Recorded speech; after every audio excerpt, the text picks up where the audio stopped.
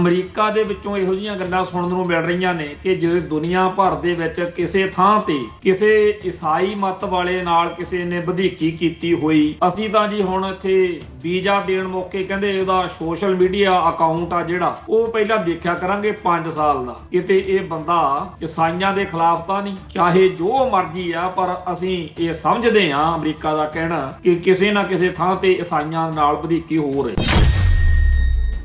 ਕੋਈ ਇਹੋ ਜਿਹੀ ਖੇਡ ਖੇਡੀ ਜਾ ਰਹੀ ਆ ਜਿਹਦੇ ਨਾਲ ਦੁਨੀਆ ਭਰ ਦੇ ਵਿੱਚ ਸਿੱਖਾਂ ਨੂੰ ਈਸਾਈ ਧਰਮ ਦੇ ਲੋਕਾਂ ਦੇ ਦੁਸ਼ਮਣ ਜਾਂ ਨਫ਼ਰਤ ਦੇ ਪਾਤਰ ਬਣਾਇਆ ਜਾਵੇ। ਉਹ ਜਿਹੜਾ ਪੰਜਾਬ ਦੇ ਵਿੱਚ ਇਹ ਕਹਿੰਦੇ ਆ ਵੀ ਅਸੀਂ ਕਰਸੂਡ ਕਰਨਾ ਜੀ, ਅਸੀਂ ਇੱਥੇ ਕਰੂਸੇਡ ਮਤਲਬ ਜਿਹਾਦ ਕਰਨਾ, ਜਿਵੇਂ ਮੁਸਲਮਾਨ ਧਰਮ 'ਚ ਕਿਹਾ ਜਾਂਦਾ ਵੀ ਅਸੀਂ ਇੱਥੇ ਲੱਖਾਂ ਦੀ ਗਿਣਤੀ 'ਚ ਸਾਰਿਆਂ ਨੂੰ ਇੱਥੇ ਜੀ ਈਸਾਈ ਬਣਾ ਦੇਣਾ। ਪੰਜਾਬ ਦੇ ਵਿੱਚ ਜਿਹੜਾ ਨਕਲੀ ਈਸਾਈ ਵਾਧਾ ਹੈ, ਇਹਦੇ ਪਿੱਛੇ ਭਾਰਤੀ ਸਟੇਟ ਦਾ ਹਿੰਦੂ ਅੱਤਵਾਦ ਦਾ ਵਿੰਗਾ ਟੇਢਾ ਹੱਥ ਹੈਗਾ। ਉਹ ਚਾਹੁੰਦੇ ਆ ਭਾਰਤੀ ਨਿਜ਼ਾਮ ਤੇ ਹਿੰਦੂ ਤਵੀਏ ਇਹ ਸਮੱਸਿਆ ਇੰਨੀ ਜ਼ਿਆਦਾ ਪ੍ਰਚੰਡ ਹੋ ਜੇ ਕਿ ਸਿੱਖ ਅੱਕ ਕੇ ਇਹਨਾਂ ਦੇ ਗਲ ਪੈਣ। ਤੇ ਇਹ ਜਿਹੜੇ ਈਸਾਈ ਬਣ ਰਹੇ ਨੇ ਇਹ ਵੀ ਤਾਂ ਪਹਿਲਾਂ ਸਿੱਖ ਹੀ ਹੁੰਦੇ ਸੀ, ਤੇ ਜੇ ਇਹਨਾਂ ਈਸਾਈ ਬਣ ਚੁੱਕੇ ਸਿੱਖਾਂ ਦਾ ਦੂਜੇ ਸਿੱਖਾਂ ਨਾਲ ਟਕਰਾਅ ਹੋ ਜੇ, ਨਾਲੇ ਤਾਂ ਸਿੱਖ ਸਿੱਖਾਂ ਨੂੰ ਮਾਰਨਗੇ, ਨਾਲੇ ਦੂਜੇ ਪਾਸੇ ਇਹ ਕਿ ਸਾਰੀ ਦੁਨੀਆ 'ਚ ਰੰਡੀ ਰੋਣਾ ਪਊਗਾ ਵੀ ਦੇਖੋ ਜੀ ਸਿੱਖ ਕਿੰਨੇ ਮਾੜੇ ਆ, ਪੰਜਾਬ ਦੇ ਵਿੱਚ ਇਹਨਾਂ ਨੇ ਈਸਾਈ ਧਰਮ ਤੇ ਹਮਲਾ ਕਰਤਾ। ਜਿਨ੍ਹਾਂ ਨੇ ਬਾਹਰਲੇ ਮੁਲਕਾਂ 'ਚ ਜਾਣਾ ਹੋਵੇ, ਵੀਜ਼ੇ ਲੈਣੇ ਹੋਣ ਅਮਰੀਕਾ ਵਰਗੇ ਮੁਲਕਾਂ ਦੇ, ਉਹਨਾਂ ਨੂੰ ਬਿਪਤਾ ਪਊਗੀ ਵੀ ਦੇਖੋ ਕਿਤੇ ਉੱਥੇ ਤੁਹਾਡਾ ਉਹ ਚੈੱਕ ਨਾ ਹੋ ਜੇ ਤੁਸੀਂ ਈਸਾਈਆਂ ਦੇ। ਹੁਣ ਇਸ ਮਾਹੌਲ ਵਿੱਚ ਕਿਹੜਾ ਸਿੱਖ ਆ ਪੰਜਾਬ 'ਚ ਜਿਹੜਾ ਪੰਜਾਬ ਦੀ ਧਰਤੀ ਉੱਤੇ ਨਕਲੀ ਈਸਾਈਆਂ ਦੇ ਇਸ ਗਲਤ ਵਰਤੀਰੇ ਦੇ ਖਿਲਾਫ ਕੁਝ ਲਿਖੇ ਜਾਂ ਬੋਲੇ। ਸੋ ਇਸ ਗੱਲ ਦੇ ਵਿੱਚ ਬਲੈਕਮੇਲਿੰਗ ਵਾਲਾ ਚੱਕਰ ਚੱਲ ਰਿਹਾ ਕਿ ਜੇ ਤੁਸੀਂ ਕੁਝ ਕੀਤਾ ਤਾਂ ਬਾਹਰਲੇ ਮੁਲਕਾਂ 'ਚ ਬੜਾ ਔਖਾ ਹੋ ਜੂ। ਹਾਲਾਂਕਿ ਇਹ ਗੱਲ ਬਾਰ-ਬਾਰ ਆਖੀ ਜਾ ਰਹੀ ਆ ਕਿ ਬਾਹਰਲੇ ਮੁਲਕਾਂ ਦੇ ਜਿਹੜੇ ਅਸਲੀ ਈਸਾਈ ਨੇ ਉਹਨਾਂ ਦਾ ਪੰਜਾਬ ਵਾਲੇ ਇਹਨਾਂ ਨਾਲ ਕੋਈ ਲਿੰਕ ਨਹੀਂ। ਹੁਣ ਇੱਕ ਪਾਸੇ ਤਾਂ ਇਹ ਜਿਹਾ ਮੁਲਕ ਵਾ ਜਿੱਥੇ ਕੜੇ ਤੇ ਪਾਬੰਦੀ ਆ, ਜਿੱਥੇ ਮੁਸਲਮਾਨਾਂ ਨੂੰ ਕਹਿੰਦੇ ਆ ਨਮਾਜ਼ ਨਹੀਂ ਪੜ੍ਹਨ ਦੇਣੀ। ਆ ਪੰਜਾਬ ਵਾਲੇ ਈਸਾਈਆਂ ਦੇ ਦੁਆਲੇ ਪੰਜਾਬ ਦੇ ਬਦਰੰਗ ਦਲ ਵਾਲੇ ਜਾਂ ਹਿੰਦੂ ਅੱਤਵਾਦੀ ਕਿਉਂ ਨਹੀਂ ਹੁੰਦੇ? ਬਾਹਰ ਤਾਂ ਬੜਾ ਰੌਲਾ ਚੱਲਦਾ ਇਹਨਾਂ ਦਾ, ਕਿਉਂਕਿ ਇਹ ਪੰਜਾਬ ਵਾਲੇ ਤਾਂ ਉਹਨਾਂ ਦੇ ਬੰਦੇ ਆ। ਹਿੰਦੂ ਅੱਤਵਾਦੀ ਚਾਹੁੰਦੇ ਆ ਕਿ ਦੁਨੀਆ ਦੇ ਵਿੱਚ ਹਰ ਮੁਲਕ ਦੇ ਵਿੱਚ ਸਿੱਖੀ ਅਤੇ ਸਿੱਖਾਂ ਦੀ ਪਛਾਣ ਨੂੰ ਨਫ਼ਰਤ ਕੀਤੀ ਜਾਵੇ। 84 ਉੱਤੇ ਪ੍ਰੋਗਰਾਮ ਖਬਰ ਦੀ ਖਬਰ ਦੇਖ ਰਹੇ ਸਾਰੇ ਦਰਸ਼ਕਾਂ ਨੂੰ ਮੈਂ ਸਰਬਜੀਤ ਸਿੰਘ ਘਮਾਣ ਫਤਿਹ ਅਰਜ ਕਰਦਾ ਜੀ। ਵਾਹਿਗੁਰੂ ਜੀ ਕਾ ਖਾਲਸਾ, ਵਾਹਿਗੁਰੂ ਜੀ ਕੀ ਫਤਿਹ।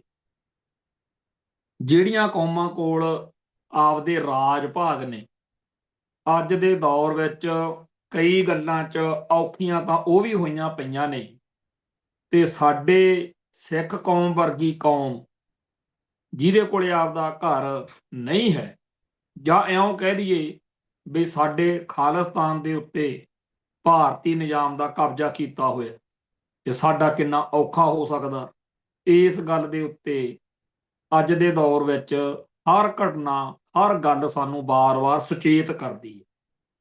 ਕਿਸੇ ਘਟਨਾਕ੍ਰਮ ਤੋਂ ਹੋ ਹੱਲਾ ਮਚਾ ਕੇ ਬਾਅਦ ਵਿੱਚ ਟਿਕ-ਟਕਾ ਜਿਹਾ ਕਰ ਲੈਣਾ, ਸੋਸ਼ਲ ਮੀਡੀਆ ਤੇ ਇੱਕ ਪੋਸਟ ਪਾ ਕੇ ਆਪਦੀ ਭੜਾਸ ਕੱਢ ਕੇ ਸ਼ਾਂਤ ਹੋ ਜਾਣਾ, ਇਹ ਬਹੁਤ ਖਤਰਨਾਕ ਆ। ਜਦੋਂ ਵੀ ਕਿਤੇ ਸਾਨੂੰ ਚੇਤਾ ਕਰਾਇਆ ਜਾਵੇ, ਉਦੋਂ ਸਾਨੂੰ ਪੂਰੇ ਦਿਲ ਦਿਮਾਗ ਨਾਲ ਇਹ ਗੱਲ ਆਪਦੇ ਜਿਵੇਂ ਫੱਟੀ 'ਚ ਕਿੱਲ ਠੁੱਕਦਾ ਹੁੰਦਾ ਨਾ, ਐਂ ਮੰਨ ਲੈਣੀ ਚਾਹੀਦੀ ਆ ਕਿ ਅਸੀਂ ਆਪਣਾ ਆਜ਼ਾਦ ਕੌਮੀ ਘਰ ਜੇ ਨਾ ਸਿਰਜਿਆ ਤਾਂ ਮਾਰੇ ਜਾਵਾਂਗੇ। ਸਾਰੀ ਦੁਨੀਆ ਦੇ ਵਿੱਚ ਮੁਸਲਮਾਨਾਂ ਦੇ ਬਹੁਤ ਮੁਲਕ ਨੇ, ਤੇ ਈਸਾਈ ਮਤ ਨੂੰ ਮੰਨਣ ਵਾਲਿਆਂ ਦੇ ਵੀ ਬੜੇ ਮੁਲਕ ਨੇ। ਪਰ ਤੁਹਾਡੇ ਸਾਹਮਣੇ ਹੈ ਕਿ ਇੱਕ ਪਾਸੇ ਅਮਰੀਕਾ ਦੇ ਵਿੱਚੋਂ ਇਹੋ ਜਿਹੀਆਂ ਗੱਲਾਂ ਸੁਣਨ ਨੂੰ ਮਿਲ ਰਹੀਆਂ ਨੇ ਕਿ ਜੇ ਦੁਨੀਆ ਭਰ ਦੇ ਵਿੱਚ ਕਿਸੇ ਥਾਂ ਤੇ ਕਿਸੇ ਈਸਾਈ ਮਤ ਵਾਲੇ ਨਾਲ ਕਿਸੇ ਨੇ ਵਧੀਕੀ ਕੀਤੀ ਹੋਈ, ਅਸੀਂ ਤਾਂ ਜੀ ਹੁਣ ਇੱਥੇ ਵੀਜ਼ਾ ਦੇਣ ਮੌਕੇ ਕਹਿੰਦੇ ਉਹਦਾ ਸੋਸ਼ਲ ਮੀਡੀਆ ਅਕਾਊਂਟ ਆ ਜਿਹੜਾ, ਜਿਹਦੇ ਵਿੱਚ ਟਵਿੱਟਰ ਵਾ, ਫੇਸਬੁੱਕ ਆ ਜਾਂ ਹੋਰ ਵਟਸਐਪ ਵਗੈਰਾ, ਉਹ ਪਹਿਲਾਂ ਦੇਖਿਆ ਕਰਾਂਗੇ 5 ਸਾਲ ਦਾ। ਕਿਤੇ ਇਹ ਬੰਦਾ ਈਸਾਈਆਂ ਦੇ ਖਿਲਾਫ ਤਾਂ ਨਹੀਂ। ਇਸ ਤਰੀਕੇ ਦੀਆਂ ਗੱਲਾਂ ਕਰਨ ਦਾ ਮਤਲਬ ਕੀ ਆ ਕਿ ਈਸਾਈ ਚਾਹੇ ਸਾਰੇ ਦੁਨੀਆ ਭਰ ਦੇ ਵਿੱਚ ਛਾਏ ਰਹਿਣ, ਅੰਗਰੇਜ਼ੀ ਬੋਲੀ ਦਾ ਬੜਾ ਬੋਲਬਾਲਾ ਹੋਵੇ, ਚਾਹੇ ਜੋ ਮਰਜ਼ੀ ਆ, ਪਰ ਅਸੀਂ ਇਹ ਸਮਝਦੇ ਹਾਂ ਅਮਰੀਕਾ ਦਾ ਕਹਿਣਾ ਕਿ ਕਿਸੇ ਨਾ ਕਿਸੇ ਥਾਂ ਤੇ ਈਸਾਈਆਂ ਨਾਲ ਵਧੀਕੀ ਹੋ ਰਹੀ ਹੈ। ਦੂਜੇ ਪਾਸੇ ਮੁਸਲਮਾਨਾਂ ਦੀ ਸੁਣ ਲਓ, ਸਾਰੇ ਸੰਸਾਰ ਦੇ ਵਿੱਚ ਕਿੰਨੇ ਮੁਲਕ ਨੇ ਉਹਨਾਂ ਦੇ, ਪਰ ਉਹਨਾਂ ਦੇ ਲਈ ਵੀ ਬਹੁਤ ਸਾਰੇ ਥਾਵਾਂ ਦੇ ਉੱਤੇ ਇਹ ਪੰਗਾ ਰਹਿੰਦਾ ਕਿ ਸਾਡੀ ਆਇਡੈਂਟੀਟੀ ਦਾ ਖਤਰਾ। ਆ ਜਿਹੜਾ ਨਿਊਜ਼ੀਲੈਂਡ ਆਕਲੈਂਡ ਵਾਲਾ ਮਸਲਾ ਚੱਲ ਰਿਹਾ, ਉਹਦੇ ਬਾਰੇ ਇਹ ਸਮਝਾਇਆ ਜਾ ਰਿਹਾ, ਇੱਕ ਪੱਖ ਇਹ ਵੀ ਦੱਸਿਆ ਜਾ ਰਿਹਾ ਕਿ ਠੀਕ ਆ, ਸਾਡੀ ਸਿੱਖ ਕੌਮ ਨੂੰ ਬੀਤੇ ਦੌਰ ਦੇ ਇਸ ਘਟਨਾਕ੍ਰਮ ਦੇ ਉੱਤੇ ਬਹੁਤ ਇਤਰਾਜ਼ ਨੇ। ਉੱਤੇ ਆਪਾਂ ਚਲੋ ਹੁਣ ਗੱਲ ਵੀ ਕਰਾਂਗੇ, ਉਹ ਵੀ ਪੱਖ ਆਪਾਂ ਸਾਰਾ ਖੋਲਾਂਗੇ। ਪਰ ਜਿਹੜੇ ਲੋਕ ਉੱਥੇ ਵਿਰੋਧ ਕਰ ਰਹੇ ਸੀ, ਉਹਨਾਂ ਬਾਰੇ ਇਹ ਵੀ ਗੱਲ ਸਾਹਮਣੇ ਆ ਰਹੀ ਆ ਵੀ ਕੋਈ ਮਾਓਰੀ ਨਾਂ ਦਾ ਜਿਹੜਾ ਕਬੀਲਾ ਜਾਂ ਉਹਨਾਂ ਦਾ ਵਰਗ ਆ ਸਮਾਜ ਦਾ, ਉਹਨਾਂ ਨੂੰ ਲੱਗਦਾ ਕਿ ਇਹ ਜਿਹੜੇ ਬਾਹਰੋਂ ਆਏ ਲੋਕ ਨੇ, ਆਊਟਸਾਈਡਰ, ਇਕੱਲੇ ਸਿੱਖ ਨਹੀਂ, ਇਹ ਵੀ ਦਿਮਾਗ ਚੋਂ ਵਹਿਮ ਕੱਢ ਦਿਓ। ਕੁਛ ਅਰਸਾ ਪਹਿਲਾਂ ਉਹਨਾਂ ਨੇ ਹੋਰਨਾਂ ਕੌਮਾਂ ਧਰਮਾਂ ਦੇ ਝੰਡੇ ਸਾੜੇ ਸੀ ਪਿੱਛੇ ਜੇ। ਇਹ ਨਹੀਂ ਕਿ ਇਹੋ ਇਕੱਲੇ ਸਿੱਖਾਂ ਦੇ ਉਲਟ ਨੇ। ਉਹ ਕਹਿੰਦੇ ਆ ਵੀ ਨਿਊਜ਼ੀਲੈਂਡ 'ਚ, ਆਕਲੈਂਡ 'ਚ, ਸਾਡੀ ਇਸ ਧਰਤੀ ਉੱਤੇ ਜਿਹੜੇ ਆਊਟਸਾਈਡਰ ਨੇ ਉਹ ਪ੍ਰੋਬਲਮ ਕ੍ਰੀਏਟ ਕਰ ਰਹੇ। ਇਸ ਗੱਲ ਨੂੰ ਅਸੀਂ ਇਉਂ ਵੀ ਦੇਖ ਸਕਦੇ ਹਾਂ ਜਿਵੇਂ ਅਸੀਂ ਪੰਜਾਬ ਦੇ ਵਿੱਚ ਆਊਟਸਾਈਡਰਸ ਦੀ ਪ੍ਰੋਬਲਮ ਨਾਲ ਬਹੁਤ ਜ਼ਿਆਦਾ ਔਖ ਮਹਿਸੂਸ ਕਰ ਰਹੇ ਹਾਂ ਕਿ ਸਾਡੀ ਬੋਲੀ, ਸਾਡਾ ਧਰਮ, ਸਾਡਾ ਸੱਭਿਆਚਾਰ, ਸਾਡਾ ਸਾਰਾ ਕੁਛ ਹੀ ਜਿਹੜਾ ਆਊਟਸਾਈਡਰ ਕਰਕੇ ਦਾਅ ਤੇ ਲੱਗਿਆ ਹੋਇਆ। ਅਸੀਂ ਵੀ ਕਹਿੰਦੇ ਆ ਨਾ ਪੰਜਾਬ ਪੰਜਾਬੀਆਂ ਦਾ, ਭਾਵੇਂ ਅਸੀਂ ਉਹਨਾਂ ਵਰਗੇ ਭੈੜੇ, ਮਾੜੇ, ਨਫ਼ਰਤ ਭਰੇ ਤਰੀਕੇ ਨਾਲ ਗੱਲ ਨਹੀਂ ਕਰ ਸਕਦੇ, ਕਿਉਂਕਿ ਸਾਡਾ ਧਰਮ ਸਾਨੂੰ ਸਰਬੱਤ ਦੇ ਭਲੇ ਦੀ ਵੀ ਮੱਤ ਦੇ ਰਿਹਾ। ਜੋ ਕੁਝ ਉਹ ਕਰਦੇ ਆ, ਜਿਹੜੇ ਤਰੀਕੇ ਅਪਣਾਉਂਦੇ ਆ, ਉਹ ਸਾਡੇ ਲਈ ਕਿਸੇ ਵੀ ਤਰੀਕੇ ਨਾਲ ਅਯੋਗ ਨੇ। ਪਰ ਉੱਥੇ ਜਿਹੜੇ ਲੋਕ ਉਹਨਾਂ ਦਾ ਪੱਖ ਦੱਸਣ ਦੀ ਯਤਨ ਕਰ ਰਹੇ ਨੇ, ਉਹ ਕਹਿੰਦੇ ਆ ਕਿ ਇਹ ਲੋਕਾਂ ਨੂੰ ਇਹ ਪ੍ਰੋਬਲਮ ਆ ਕਿ ਸਾਡੇ ਮਤ ਦਾ, ਸਾਡੇ ਹਿੱਤਾਂ ਦਾ, ਸਾਡੇ ਹੱਕਾਂ ਦਾ ਘਾਣ ਹੋ ਰਿਹਾ। ਇੱਕ ਵਾਰ ਮੈਂ ਲੇਖ ਪੜ੍ਹਿਆ ਸੀ ਕਿ ਕੈਨੇਡਾ ਦੇ ਵਿੱਚ ਜਿਹੜੇ ਉੱਥੋਂ ਦੇ ਅਸਲ ਵਾਸੀ ਲੋਕ ਨੇ, ਜਿਹੜੇ ਮੂਲ ਵਾਸੀ ਕੈਨੇਡੀਅਨ ਨੇ, ਉਹ ਤਾਂ ਬਹੁਤ ਮਿਨੀਮਮ ਛੋਟੀ ਜਿਹੀ ਆਬਾਦੀ ਰਹਿ ਗਈ ਆ, ਆਊਟਸਾਈਡਰਸ ਦਾ ਹੀ ਕੈਨੇਡਾ ਬਣਿਆ ਹੋਇਆ। ਦੁਨੀਆ ਭਰ ਦੇ ਵਿੱਚ ਨਵੀਆਂ ਧਰਤੀਆਂ ਤੇ ਜਾਣ ਦਾ ਜਾਂ ਪ੍ਰਵਾਸ ਦਾ ਇੱਕ ਸਦੀਆਂ ਤੋਂ ਕੰਮ ਚੱਲਿਆ ਆਉਂਦਾ। ਸਾਡੇ ਪੰਜਾਬੀ ਗਾਣਿਆਂ ਦੇ ਵਿੱਚ ਪਰਦੇਸ ਅੱਖਰ ਬੜਾ ਆਉਂਦਾ, ਜਿਹਦਾ ਮਤਲਬ ਇਹ ਹੁੰਦਾ ਕਿਸੇ ਦੂਜੇ ਥਾਂ ਤੇ ਚਲੇ ਜਾਣਾ। ਉਦੋਂ ਤਾਂ ਪਰਦੇਸ ਹੋ ਸਕਦਾ ਇੱਕ ਅੱਧੀ ਨਦੀ ਟੱਪਣ ਨੂੰ ਹੀ ਪਰਦੇਸ ਕਹਿ ਦਿੱਤਾ ਜਾਂਦਾ ਹੋਵੇ, ਹੁਣ ਤਾਂ 7 ਸਮੁੰਦਰ ਪਾਰ ਚਲੇ ਜਾਂਦੇ ਆ ਲੋਕ।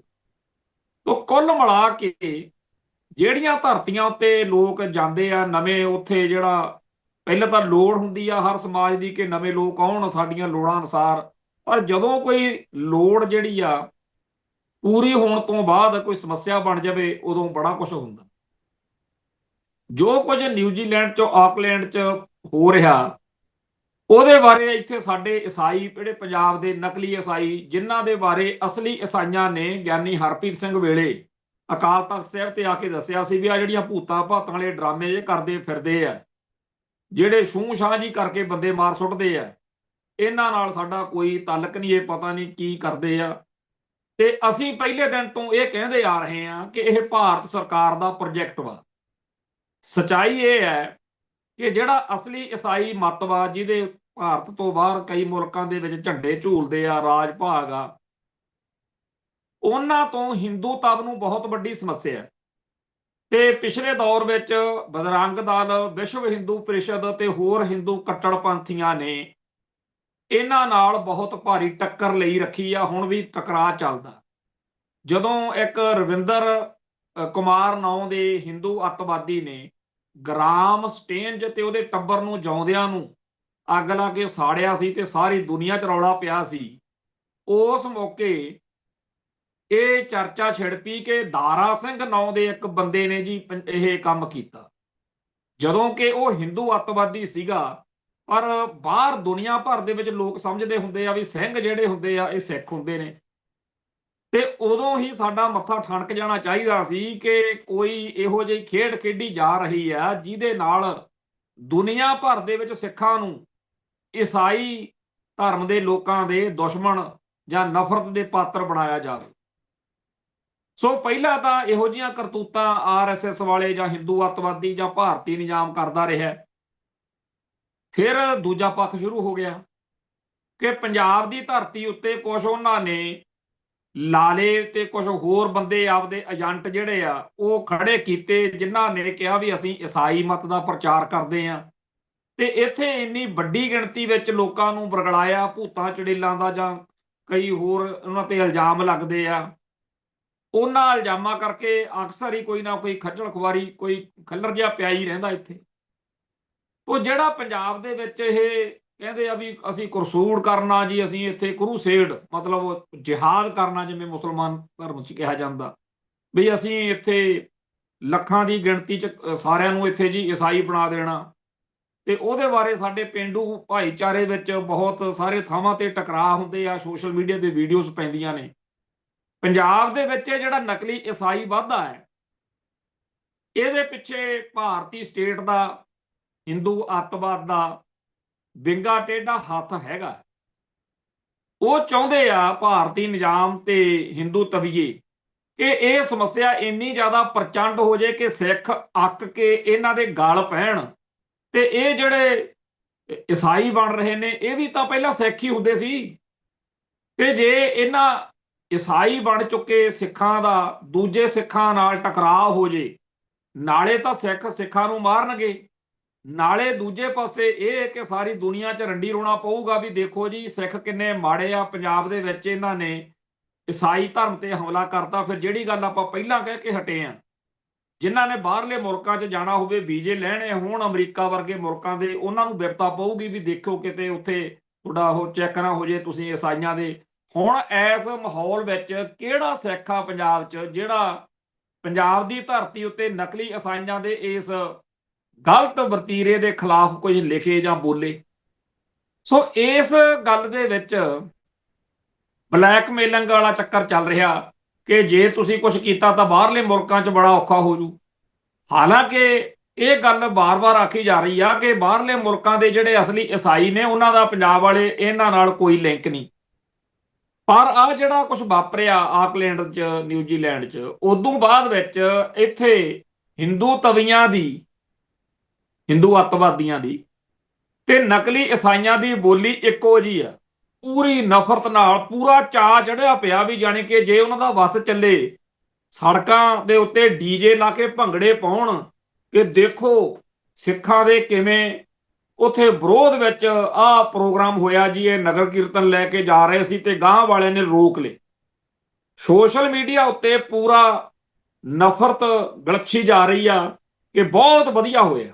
ਇੱਕ ਪਾਸੇ ਸਿੱਖ ਨੇ ਜਿਹੜੇ ਇਹਨਾਂ ਦਿਨਾਂ ਦੇ ਵਿੱਚ 9ਵੇਂ ਪਾਤਸ਼ਾਹ ਦੀ ਸ਼ਹੀਦੀ ਦੀ ਸ਼ਤਾਬਦੀ ਦੀ ਗੱਲ ਕਰ ਰਹੇ ਆ ਕਿ ਅਸੀਂ ਤਾਂ ਜਿਹੜੇ ਵਿਚਾਰਾਂ ਨੂੰ, ਜਿਹੜੇ ਧਰਮ ਨੂੰ, ਧਾਰਮਿਕ ਚਿੰਨ੍ਹਾਂ ਨੂੰ ਰੱਦ ਕੀਤਾ ਹੈ, ਉਹਨਾਂ ਲਈ ਵੀ 9ਵੇਂ ਪਾਤਸ਼ਾਹ ਨੇ ਸ਼ਹਾਦਤ ਦੇ ਦਿੱਤੀ। ਤਿਲਕ ਜੰਜੂ ਦਾ ਰੱਖ, ਤਿਲਕ ਜੰਜੂ ਰਾਖਾ ਪ੍ਰਭ ਤਾਕਾ, ਉਹਨਾਂ ਦਾ ਰੱਖਿਆ, ਉਹਨਾਂ ਦੀ ਰੱਖਿਆ ਕੀ। ਇੱਕ ਪਾਸੇ ਸਿੱਖ ਫਲਸਫਾ ਜਿਹੜਾ ਸਿੱਖਾਂ ਨੂੰ ਇਸ ਗੱਲ ਲਈ ਪ੍ਰੇਰਨਾ ਦਿੰਦਾ ਕਿ ਜਿਹੜਾ ਦੂਜਾ ਧਰਮ ਹੈ ਉਹਦੀ ਕਿਸੇ ਗੱਲ ਨਾਲ ਸਹਿਮਤ ਹੋਣਾ ਜਾਂ ਅਸਹਿਮਤ ਹੋਣਾ ਹੋਰ ਗੱਲ ਹੈ, ਪਰ ਉਹਦੇ ਨਾਲ ਧੱਕਾ ਕਰਨਾ ਜਾਂ ਉਹਦੇ ਉੱਤੇ ਧੱਕੇਸ਼ਾਹੀ ਨਾਲ ਉਹਨੂੰ ਆਪਦੇ ਧਰਮ ਤੋਂ ਡੇਗਣਾ ਇਹ ਨਹੀਂ। ਹੁਣ ਇੱਕ ਪਾਸੇ ਤਾਂ ਇਹ ਜਿਹੜੇ ਨਕਲੀ ਈਸਾਈ ਤੇ ਨਕਲੀ ਆ ਜਿਹੜੇ ਹਿੰਦੂ ਆ ਇਹ ਸਾਰੇ ਕਹਿ ਰਹੇ ਨੇ ਕਿ ਦੇਖੋ ਜੀ ਕਿੰਨਾ ਵਧੀਆ ਹੋ ਗਿਆ। ਦੂਜੇ ਪਾਸੇ ਸਾਨੂੰ ਬੜੀਆਂ ਮੱਤਾਂ ਦਿੰਦੇ ਹੁੰਦੇ ਨੇ ਪ੍ਰੋਗਰਾਮਾਂ 'ਚ ਕਿ ਜੀ ਅਸੀਂ ਤਾਂ ਤੁਹਾਡੇ ਗੁਰੂਆਂ ਦਾ, ਸਿੱਖ ਧਰਮ ਦਾ ਸਤਿਕਾਰ ਬੜਾ ਕਰਦੇ ਹਾਂ। ਹਿੰਦੂ ਅੱਤਵਾਦੀਆਂ ਨੂੰ ਖਾਸ ਤੌਰ ਤੇ ਲਾਹਨਤ ਪੈਣੀ ਚਾਹੀਦੀ ਆ ਵੀ ਇੱਕ ਪਾਸੇ ਤੁਸੀਂ ਕਹਿੰਦੇ ਹੋ ਅਸੀਂ 9ਵੇਂ ਪਾਤਸ਼ਾਹ ਗੁਰੂ ਤੇਗ ਬਹਾਦਰ ਕਾ ਬਲੀਦਾਨ ਯਾਦ ਰੱਖੇਗਾ ਹਿੰਦੁਸਤਾਨ, ਤੇ ਆਹ ਯਾਦ ਰੱਖ ਰਹੇ ਹੋ। ਜੇ ਕਿਸੇ ਘਟਨਾਕ੍ਰਮ ਦੇ ਵਿੱਚ ਉਹਦੇ ਵੱਖਰੇ ਕਾਰਨ ਨੇ, ਆਕਲੈਂਡ ਦੇ ਕੁਝ ਈਸਾਈ ਲੋਕਾਂ ਨੇ ਨਗਰ ਕੀਰਤਨ ਦੇ ਨਾਲ ਇਹ ਮਾਹੌਲ ਬਣਾਇਆ ਤਾਂ ਤੁਹਾਨੂੰ ਚਾਅ ਚੜਿਆ ਪਿਆ। ਆਹ ਯਾਦ ਰੱਖੋਗੇ ਤੁਸੀਂ 9ਵੇਂ ਪਾਤਸ਼ਾਹ ਦੀ ਜਿਹੜੀ ਸ਼ਹਾਦਤ ਆ। ਖੈਰ, ਹੁਣ ਆਪਾਂ ਹੋਰ ਕਈ ਨੁਕਤੇ ਜਿਹੜੇ ਇਸ ਘਟਨਾਕ੍ਰਮ ਦੇ ਬਹਾਨੇ, ਸਾਡੇ ਬਹੁਤ ਸਾਰੇ ਭਰਾ ਬਾਹਰਲੇ ਮੁਲਕਾਂ 'ਚ ਜਾਣ ਤੋਂ ਬਾਅਦ ਸੇਫ ਤੇ ਸਿਕਿਉਰ ਜੇ ਵੀ ਇੱਥੇ ਤਾਂ ਸਾਨੂੰ ਫੁੱਲ ਆਜ਼ਾਦੀ ਆ, ਕੈਨੇਡਾ, ਇੰਗਲੈਂਡ, ਅਮਰੀਕਾ ਜਾਂ ਹੋਰਨਾਂ ਮੁਲਕਾਂ ਦੇ ਵਿੱਚ ਅਸੀਂ ਖਾਲਿਸਤਾਨ ਦੀ ਵੀ ਗੱਲ ਕਰ ਸਕਦੇ ਹਾਂ। ਇੱਥੇ ਅਸੀਂ ਆਪਦੇ ਧਰਮ ਦੇ ਹਿਸਾਬ ਨਾਲ ਕਾਨੂੰਨ ਜਿਹੜੇ ਆ ਬਣ ਸਕਦੇ ਆ, ਬਣ ਜਾਂਦੇ ਆ। ਪੰਜਾਬੀ ਬੋਲੀ ਦਾ ਬੜਾ ਬੋਲਬਾਲਾ। ਇਹ ਸਾਰੀਆਂ ਗੱਲਾਂ ਜਦੋਂ ਸਾਨੂੰ ਦੱਸੀਆਂ ਕਰੀਆਂ ਜਾਂਦੀਆਂ ਨੇ, ਕਈ ਸਾਡੇ ਭਰਾ ਮੈਨੂੰ ਕਈ ਵਾਰ ਕਹਿ ਦੇਣਗੇ ਇੱਥੇ ਤਾਂ ਖਾਲਿਸਤਾਨ ਬਣਿਆ ਹੀ ਪਿਆ ਇੱਕ ਤਰੀਕੇ ਨਾਲ। ਸਾਨੂੰ ਚੰਗਾ ਲੱਗਦਾ, ਕੋਈ ਇਹਦੇ 'ਚ ਅਸੀਂ ਇਹ ਨਹੀਂ ਕਹਿੰਦੇ ਵੀ ਸਾਨੂੰ ਇਹ ਗੱਲ ਵਧੀਆ ਨਹੀਂ ਲੱਗਦੀ। ਜਿੱਥੇ ਸਾਡੀ ਕੌਮ ਦੇ ਹਿੱਤ ਸਿਕਿਉਰ ਹੋਣ, ਸੁਰੱਖਿਅਤ ਹੋਣ, ਜਿੱਥੇ ਸਾਡੇ ਭਾਈਚਾਰੇ ਦੇ ਲੋਕ ਆਪਦੀ ਆਜ਼ਾਦੀ ਦਾ ਅਹਿਸਾਸ ਕਰ ਸਕਦੇ ਹੋਣ, ਉਹ ਥਾਂ ਸਾਨੂੰ ਕਿਉਂ ਚੰਗਾ ਨਹੀਂ ਲੱਗੇਗਾ? ਸਾਨੂੰ ਵਧੀਆ ਲੱਗਦਾ। ਪਰ ਇਹ ਗੱਲ ਅਸੀਂ ਬਾਰ-ਬਾਰ ਇਹਨਾਂ ਭਰਾਵਾਂ ਨੂੰ ਕਹਿਣੀ ਚਾਹੁੰਦੇ ਰਹੇ ਹਾਂ, ਜਿਨ੍ਹਾਂ ਭਰਾਵਾਂ ਨੇ ਕਈ ਵਾਰ ਮੈਨੂੰ ਕਿਹਾ ਵੀ ਤੁਸੀਂ ਘੁਮਾਣ ਸਾਹਿਬ ਬਾਹਰ ਆ ਜਾਓ। ਮੈਂ ਉਹਨਾਂ ਨੂੰ ਹੱਸ ਪੈਂਦਾ ਸੀ ਵੀ ਯਾਰ, ਸਾਡੇ ਤਾਂ ਪਹਿਲਾਂ ਹੀ ਲੋਕ ਕੀੜੇ ਕੱਢਦੇ ਰਹਿੰਦੇ ਆ ਵੀ ਤੁਸੀਂ ਜੀ ਖਾਲਿਸਤਾਨ ਦੀ ਗੱਲ ਅਮਰੀਕਾ, ਕੈਨੇਡਾ ਬਹਿ ਕੇ ਕਰਦੇ ਹੋ। ਜੇ ਮੇਰੇ ਵਰਗੇ ਕੁਛ ਇੱਥੇ ਹੀ ਬੈਠੇ ਰਹਿ ਕੇ ਗੱਲ ਕਰੀ ਜਾਣ ਤਾਂ ਮਾੜੀ ਗੱਲ ਤਾਂ ਨਹੀਂ ਹੈਗੀ। ਨਾਲੇ ਤੁਹਾਨੂੰ ਬਾਹਰ ਬੈਠਿਆਂ ਨੂੰ ਕਹਿਣਾ ਸੌਖਾ ਵੀ ਉੱਥੇ ਘੁਮਾਣ ਬੈਠਾ ਸਾਡਾ, ਕਰ ਲਓ ਗੱਲ, ਉਹਦੇ ਨਾਲ ਲਾ ਲਓ ਜਿਹੜਾ ਚਾਹ ਲਾਉਣਾ। ਮੈਂ ਬਥੇਰੇ ਪਹਿਲੋਂ ਕੇਸ ਕੂਸ ਭੁਗਤੀ ਜਾਨਾ, ਕੁੱਟਮਾਰ ਵੀ, ਛਿੱਤਰ ਤਸ਼ੱਦਦ ਵੀ ਬਥੇਰਾ ਚੱਲ ਲਿਆ, ਗਾਂ ਹੋਰ ਚੱਲਾਂਗੇ। ਤੁਸੀਂ ਮੈਨੂੰ ਨਾ ਕਹੋ ਇਹ ਚੱਕਰ, ਮੇਰਾ ਦਿਲ ਨਹੀਂ ਕਰਦਾ। ਹੁਣ ਆ ਪਿਛਲੇ 2 ਦਿਨ ਦੇ ਘਟਨਾਕ੍ਰਮ ਤੋਂ ਬਾਅਦ, ਇੱਕ ਤਾਂ ਇਹ ਚਲੋ ਐਤਵਾਰ ਸੀ ਕੱਲ, ਕਈ ਸੱਜਣਾ ਨਾਲ ਗੱਲ ਹੋਈ ਤੇ ਸਾਰਿਆਂ ਨੇ ਜਦੋਂ ਮਨ ਦੀ ਗੱਲ ਦੀ ਸਾਂਝ ਪਾਈ ਤਾਂ ਇਹ ਗੱਲ ਆਖੀ ਜਾਂ ਮੰਨੀ ਜਾਂ ਚਰਚਾ 'ਚ ਆਈ ਕਿ ਵਾਕਿਆ ਹੀ ਜੇ ਆਪਣਾ ਘਰ ਬਣਿਆ ਹੋਵੇ, ਫਿਰ ਨਿਊਜ਼ੀਲੈਂਡ 'ਚ, ਆਕਲੈਂਡ 'ਚ ਉਹਨਾਂ ਬੰਦਿਆਂ ਨਾਲ ਜਿਨ੍ਹਾਂ ਨੇ ਕੱਲ ਇਹ ਕੰਮ ਕੀਤਾ, ਆਪਣੇ ਮੁਲਕ ਦੀ ਸਰਕਾਰ ਗੱਲ ਕਰਦੀ, ਖਾਲਿਸਤਾਨ ਦੀ ਸਰਕਾਰ, ਸਾਡੇ ਵਫਦ ਜਾਂਦਾ, ਉਹਨਾਂ ਨੂੰ ਸਮਝਾਉਂਦਾ ਵੀ ਕਮਲਿਓ, ਤੁਸੀਂ ਹੋਰ ਕਿਸੇ ਧਰਮ, ਮਜ਼ਹਬ, ਵਰਗ ਬਾਰੇ ਕੋਈ ਇਹੋ ਜਿਹੀ ਕਰਤੂਤ ਕਰਦੇ ਤਾਂ ਗੱਲ ਸਮਝ ਲੱਗ ਸਕਦੀ ਸੀ। ਤੁਸੀਂ ਸਿੱਖਾਂ ਨਾਲ ਇਹ ਕੁਝ ਕਰਦੇ ਹੋ। ਮੈਂ ਇਹ ਗੱਲ ਜਦੋਂ ਅਸੀਂ ਕੀਤੀ ਤਾਂ ਇਹਦੇ ਚੋਂ ਫਿਰ ਆਇਆ ਵੀ ਖਾਲਿਸਤਾਨ ਬਗੈਰ ਗੁਜ਼ਾਰਾ ਨਹੀਂ। ਠੀਕ ਆ, ਬਹੁਤ ਸਾਰੇ ਮੁਲਕਾਂ ਦੇ ਵਿੱਚ, ਬਹੁਤ ਸਾਰੇ ਥਾਵਾਂ ਦੇ ਉੱਤੇ ਸਾਨੂੰ ਹੱਕ ਹਕੂਕ ਮਿਲੇ ਨੇ, ਪਰ ਸਾਡਾ ਆਪਦੇ ਘਰ ਬਗੈਰ ਗੁਜ਼ਾਰਾ ਨਹੀਂ। ਹੁਣ ਜੇਕਰ ਉੱਥੋਂ ਦੇ ਪੁਲਿਸ ਮਿਨਿਸਟਰ ਮਾਰਕ ਮਿਸ਼ੇਲ ਨੇ ਕਿਹਾ ਵੀ ਜਿਹੜਾ ਇੰਨਾ ਉੱਥੇ ਭਾਵੇਂ ਵਿਰੋਧ ਹੋਇਆ ਜੀ ਆਕਲੈਂਡ 'ਚ ਸਾਡੇ, ਪਰ ਜਿੰਨਾ ਤੁਸੀਂ ਸ਼ਾਂਤੀ ਬਣਾਈ ਰੱਖੀ ਆ ਸਿੱਖੋ, ਮੈਂ ਤੁਹਾਡਾ ਥੈਂਕਸ ਕਰਦਾ, ਧੰਨਵਾਦ ਕਰਦਾ। ਤੇ ਇਸ ਗੱਲ ਬਾਰੇ ਵੀ ਉਹਨੇ ਕਿਹਾ ਵੀ ਮਤਭੇਦ ਆਪਣੀ ਥਾਂ ਤੇ ਆ, ਪਰ ਇਹ ਵਿਚਾਰ ਚਰਚਾ ਕਰਕੇ ਇਹ ਗੱਲ ਹੋਣੀ ਚਾਹੀਦੀ ਆ ਕਿ ਏਦਾਂ ਨਹੀਂ। ਉੱਥੇ ਇਹ ਵੀ ਗੱਲ ਆਈ ਹੈ ਬਈ ਜੀ, ਉੱਥੋਂ ਦੇ ਕਈ ਆਗੂਆਂ ਨੇ ਕਿਹਾ ਵੀ ਅਗਲੇ ਸਾਲ ਮੈਂ ਖੁਦ ਹਾਜ਼ਰ ਹੋਊਂਗਾ ਜੀ ਇਸ ਪ੍ਰੋਗਰਾਮ। ਇਹ ਕੋਈ ਪ੍ਰੋਗਰਾਮ ਜਿਹੜਾ ਐਤਕੀ ਹੋ ਗਿਆ, ਗਲਤ ਹੋ ਗਿਆ, ਸਾਨੂੰ ਨਹੀਂ ਸੀ ਪਤਾ ਵੀ ਇਦਾਂ ਹੋ ਜੂ, ਪਰ ਅਗਲੀ ਵਾਰ ਨੂੰ ਅਸੀਂ ਹੋਵਾਂਗੇ ਨਾਲ। ਤੇ ਇਹ ਜਿਹੜਾ ਡੈਸਟਨੀ ਚਰਚ, ਜਿਹਦਾ ਵਰਾਇਨ ਤਾਮਾਕੀ ਨਾਂ ਦਾ ਬੰਦਾ ਇਹ ਸਾਰੀ ਖੇਡ ਨੂੰ ਚਲਾ ਰਿਹਾ, ਉਹਦੀ ਉੱਥੇ ਨਿੰਦਿਆ ਵੀ ਹੋ ਰਹੀ ਹੈ ਤੇ ਇਹ ਵੀ ਉਹਨੂੰ ਸਮਝਾਇਆ ਜਾ ਰਿਹਾ, ਜਿਹੜੇ ਉਹ 50-60 ਜਾਣੇ ਸੀ, ਬਈ ਤੁਸੀਂ ਜਿਸ ਕੌਮ ਨੂੰ ਛੇੜਿਆ, ਇਹ ਉਹ ਆ ਜਿਨ੍ਹਾਂ ਨੇ ਕੋਵਿਡ ਵਾਲੇ ਦਿਨਾਂ ਦੇ ਵਿੱਚ ਸਾਰੀ ਦੁਨੀਆ ਦਾ ਦਿਲ ਜਿੱਤਿਆ। ਸੋ ਇਸ ਮਾਹੌਲ ਦੇ ਵਿੱਚ ਜਦੋਂ ਨਿਊਜ਼ੀਲੈਂਡ ਦੀ ਧਰਤੀ ਤੋਂ ਸਾਡੇ ਗੁਣ ਗਾਏ ਜਾ ਰਹੇ ਨੇ, ਜਦੋਂ ਉੱਥੇ ਪੁਲਿਸ ਅਤੇ ਸਰਕਾਰ ਦੇ ਮੰਤਰੀ ਸਾਡੀ ਹਮਾਇਤ ਕਰ ਰਹੇ ਨੇ, ਤਾਂ ਸਾਨੂੰ ਇਸ ਗੱਲ ਦੀ ਤਸੱਲੀ ਹੈ ਕਿ ਜੇ ਖਾਲਿਸਤਾਨ ਬਣਿਆ ਹੁੰਦਾ ਤਾਂ ਇਹ ਹੋਰ ਵੀ ਜ਼ਿਆਦਾ ਵਧੀਆ ਤਰੀਕੇ ਨਾਲ ਗੱਲ ਹੋ ਸਕਦੀ ਸੀ। ਪਰ ਅੱਜ ਦੀ ਤਰੀਕ ਵਿੱਚ ਜਿੰਨਾ ਹਿੰਦੂ ਤਵੀਆਂ ਨੂੰ ਤੇ ਪੰਜਾਬ ਦੇ ਨਕਲੀ ਈਸਾਈਆਂ ਨੂੰ ਅਸੀਂ ਨੱਚਦਿਆਂ ਨੂੰ ਦੇਖ ਰਹੇ ਹਾਂ, ਚਾਅ ਚੜਿਆ ਪਿਆ ਉਹਨਾਂ ਨੂੰ, ਉਹਦੀ ਸਾਨੂੰ ਬੜੀ ਜ਼ਿਆਦਾ ਤਸੱਲੀ ਆ ਕਿ ਜਦੋਂ ਅਸੀਂ ਕਹਿੰਦੇ ਸੀ ਸਾਡੇ ਭਾਈਆਂ ਨੂੰ ਵੀ ਐਵੇਂ ਹਿੰਦੂ ਸਿੱਖ ਏਕਤਾ ਦੀ ਤੁਣਤਣੀ ਤੇ ਨੰਗੇ ਨਾ ਨੱਚਿਆ ਕਰੋ, ਆ ਜਿਹੜੇ ਸਾਨੂੰ ਕਹਿੰਦੇ ਸੀਗੇ ਜੀ ਪੰਜਾਬ ਦੇ ਈਸਾਈ ਜਾਂ ਇਸ ਤਰ੍ਹਾਂ, ਅੱਜ ਸਭ ਨੂੰ ਚਾਨਣ ਹੋ ਰਿਹਾ। ਮੈਂ ਇਹ ਖੁਦ ਚਾਹੁੰਦਾ ਕਿ ਜਿਹੜੇ ਨਕਲੀ ਈਸਾਈ ਤੇ ਇਹ ਹਿੰਦੂ ਅੱਤਵਾਦੀ ਨੇ, ਇਹ ਆਪਣੀਆਂ ਕਰਤੂਤਾਂ ਲਗਾਤਾਰ ਜਾਰੀ ਰੱਖਣ, ਹੋਰ ਵੱਧ ਕਰਨ, ਤਾਂ ਕਿ ਸਾਡੇ ਬਾਕੀ ਭਰਾਵਾਂ ਨੂੰ ਵੀ ਅਕਲ ਆਵੇ ਕਿ ਖਾਲਿਸਤਾਨ ਬਗੈਰ ਗੁਜ਼ਾਰਾ ਨਹੀਂ। ਹੁਸ਼ਿਆਰਪੁਰ ਦੀ ਖਬਰ ਵਾ ਕਿ ਇੱਕ ਸਿੱਖ ਨੌਜਵਾਨ ਨੂੰ ਸ੍ਰੀ ਸਾਹਿਬ ਤੇ ਕੜਾ ਪਾਏ ਹੋਣ ਕਰਕੇ ਪੇਪਰ ਦੇਣ ਤੋਂ ਨਾ ਕੀਤੀ ਗਈ। ਬਾਅਦ ਵਿੱਚ ਰੌਲਾ ਗੋਲਾ ਪਿਆ, ਪਰ ਉਹਨੂੰ ਮਾਨਸਿਕ ਤੌਰ ਤੇ ਬਹੁਤ ਜਲੀਲ ਕਰਨ ਤੋਂ ਬਾਅਦ ਅੰਦਰ ਜਾਣ ਦਿੱਤਾ ਗਿਆ। ਇਵੇਂ ਹੀ ਇੱਕ ਖਬਰ ਇੱਥੇ ਹੋਰ ਤੁਰੀ ਫਿਰਦੀ ਹੈ, ਜਿਹਦੇ ਵਿੱਚ ਇਹ ਲਿਖਿਆ ਹੋਇਆ ਕਿ ਜੀ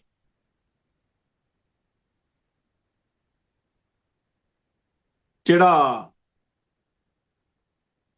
ਉੱਤਰਾਖੰਡ ਆ, ਉੱਥੇ ਉਹ ਕਹਿੰਦੇ ਨਮਾਜ਼ ਨਹੀਂ ਪੜ੍ਹਨ ਦੇਣੀ। ਜੇ ਘਰ 'ਚ ਵੀ ਪੜ੍ਹਨੀ ਆ ਤਾਂ ਪੁਲਿਸ ਜਿਹੜੀ ਆ ਉਹਦੇ ਤੋਂ ਜਾਂ ਉੱਥੇ ਪ੍ਰਸ਼ਾਸਨ ਤੋਂ ਇਜਾਜ਼ਤ ਲੈਣੀ ਪਊ। ਹੁਣ ਇੱਕ ਪਾਸੇ ਤਾਂ ਇਹੋ ਜਿਹਾ ਮੁਲਕ ਵਾ ਜਿੱਥੇ ਕੜੇ ਤੇ ਪਾਬੰਦੀ ਆ, ਜਿੱਥੇ ਮੁਸਲਮਾਨਾਂ ਨੂੰ ਕਹਿੰਦੇ ਆ ਨਮਾਜ਼ ਨਹੀਂ ਪੜ੍ਹਨ ਦੇਣੀ। ਆ ਪੰਜਾਬ ਵਾਲੇ ਈਸਾਈਆਂ ਦੇ ਦੁਆਲੇ, ਪੰਜਾਬ ਦੇ ਬਜਰੰਗ ਦਲ ਵਾਲੇ ਜਾਂ ਹਿੰਦੂ ਅੱਤਵਾਦੀ ਕਿਉਂ ਨਹੀਂ ਹੁੰਦੇ? ਬਾਹਰ ਤਾਂ ਬੜਾ ਰੌਲਾ ਚੱਲਦਾ ਇਹਨਾਂ ਦਾ, ਕਿਉਂਕਿ ਇਹ ਪੰਜਾਬ ਵਾਲੇ ਤਾਂ ਉਹਨਾਂ ਦੇ ਬੰਦੇ ਆ। ਪੰਜਾਬ ਦੇ ਇਹਨਾਂ ਨਕਲੀ ਈਸਾਈਆਂ ਨੂੰ ਜਾਂ ਹਿੰਦੂ ਅੱਤਵਾਦੀਆਂ ਨੂੰ ਬ੍ਰੈਨ ਤਮਾਕੀ ਵੀ ਬੜਾ ਵਧੀਆ ਲੱਗਦਾ।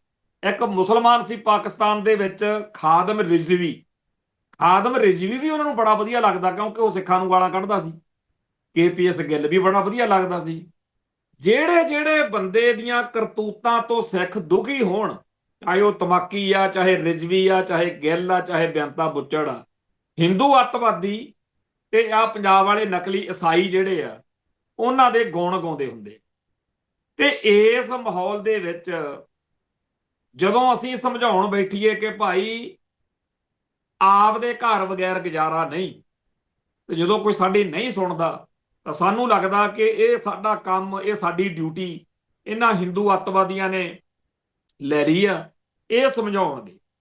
ਆ ਜਿਹੜਾ ਇਹਨਾਂ ਦਾ ਨਕਲੀ ਈਸਾਈ ਆ ਅੰਕਰ ਨਰੂਲਾ ਪਾਸਟਰ, ਉਹਦੇ ਬਾਰੇ ਬੜਾ ਇਹਨਾਂ ਦਿਨਾਂ 'ਚ ਰੌਲਾ ਪਿਆ ਹੋਇਆ। ਉਹਨੇ ਕਿਹਾ ਵੀ ਜਿਹੜਾ ਰੇਪ ਦਾ, ਬਲਾਤਕਾਰ ਦਾ ਇੱਕ ਦੋਸ਼ੀ ਆ, ਉਹ ਕਹਿੰਦਾ ਸਾਡਾ ਧਰਮ ਅਪਣਾ ਲਵੇ, ਬਲਾਤਕਾਰੀ ਬੰਦਾ ਈਸਾਈ ਬਣ ਜੇ, ਅਸੀਂ ਉਹਨੂੰ ਮਾਫੀ ਦੇ ਸਵਰਗ ਭੇਜ ਦਿਆਂਗੇ। ਇਸ ਗੱਲ ਦੇ ਉੱਤੇ ਉਹਨੂੰ ਹੁਣ ਨੋਟਿਸ ਵੀ ਜਾਰੀ ਹੋਇਆ ਵਾ ਕਾਨੂੰਨੀ ਤੌਰ ਤੇ ਕਿ 24 ਘੰਟੇ 'ਚ ਮਾਫੀ ਮੰਗ, ਨਹੀਂ FIR ਦਰਜ ਕਰਾਂਗੇ।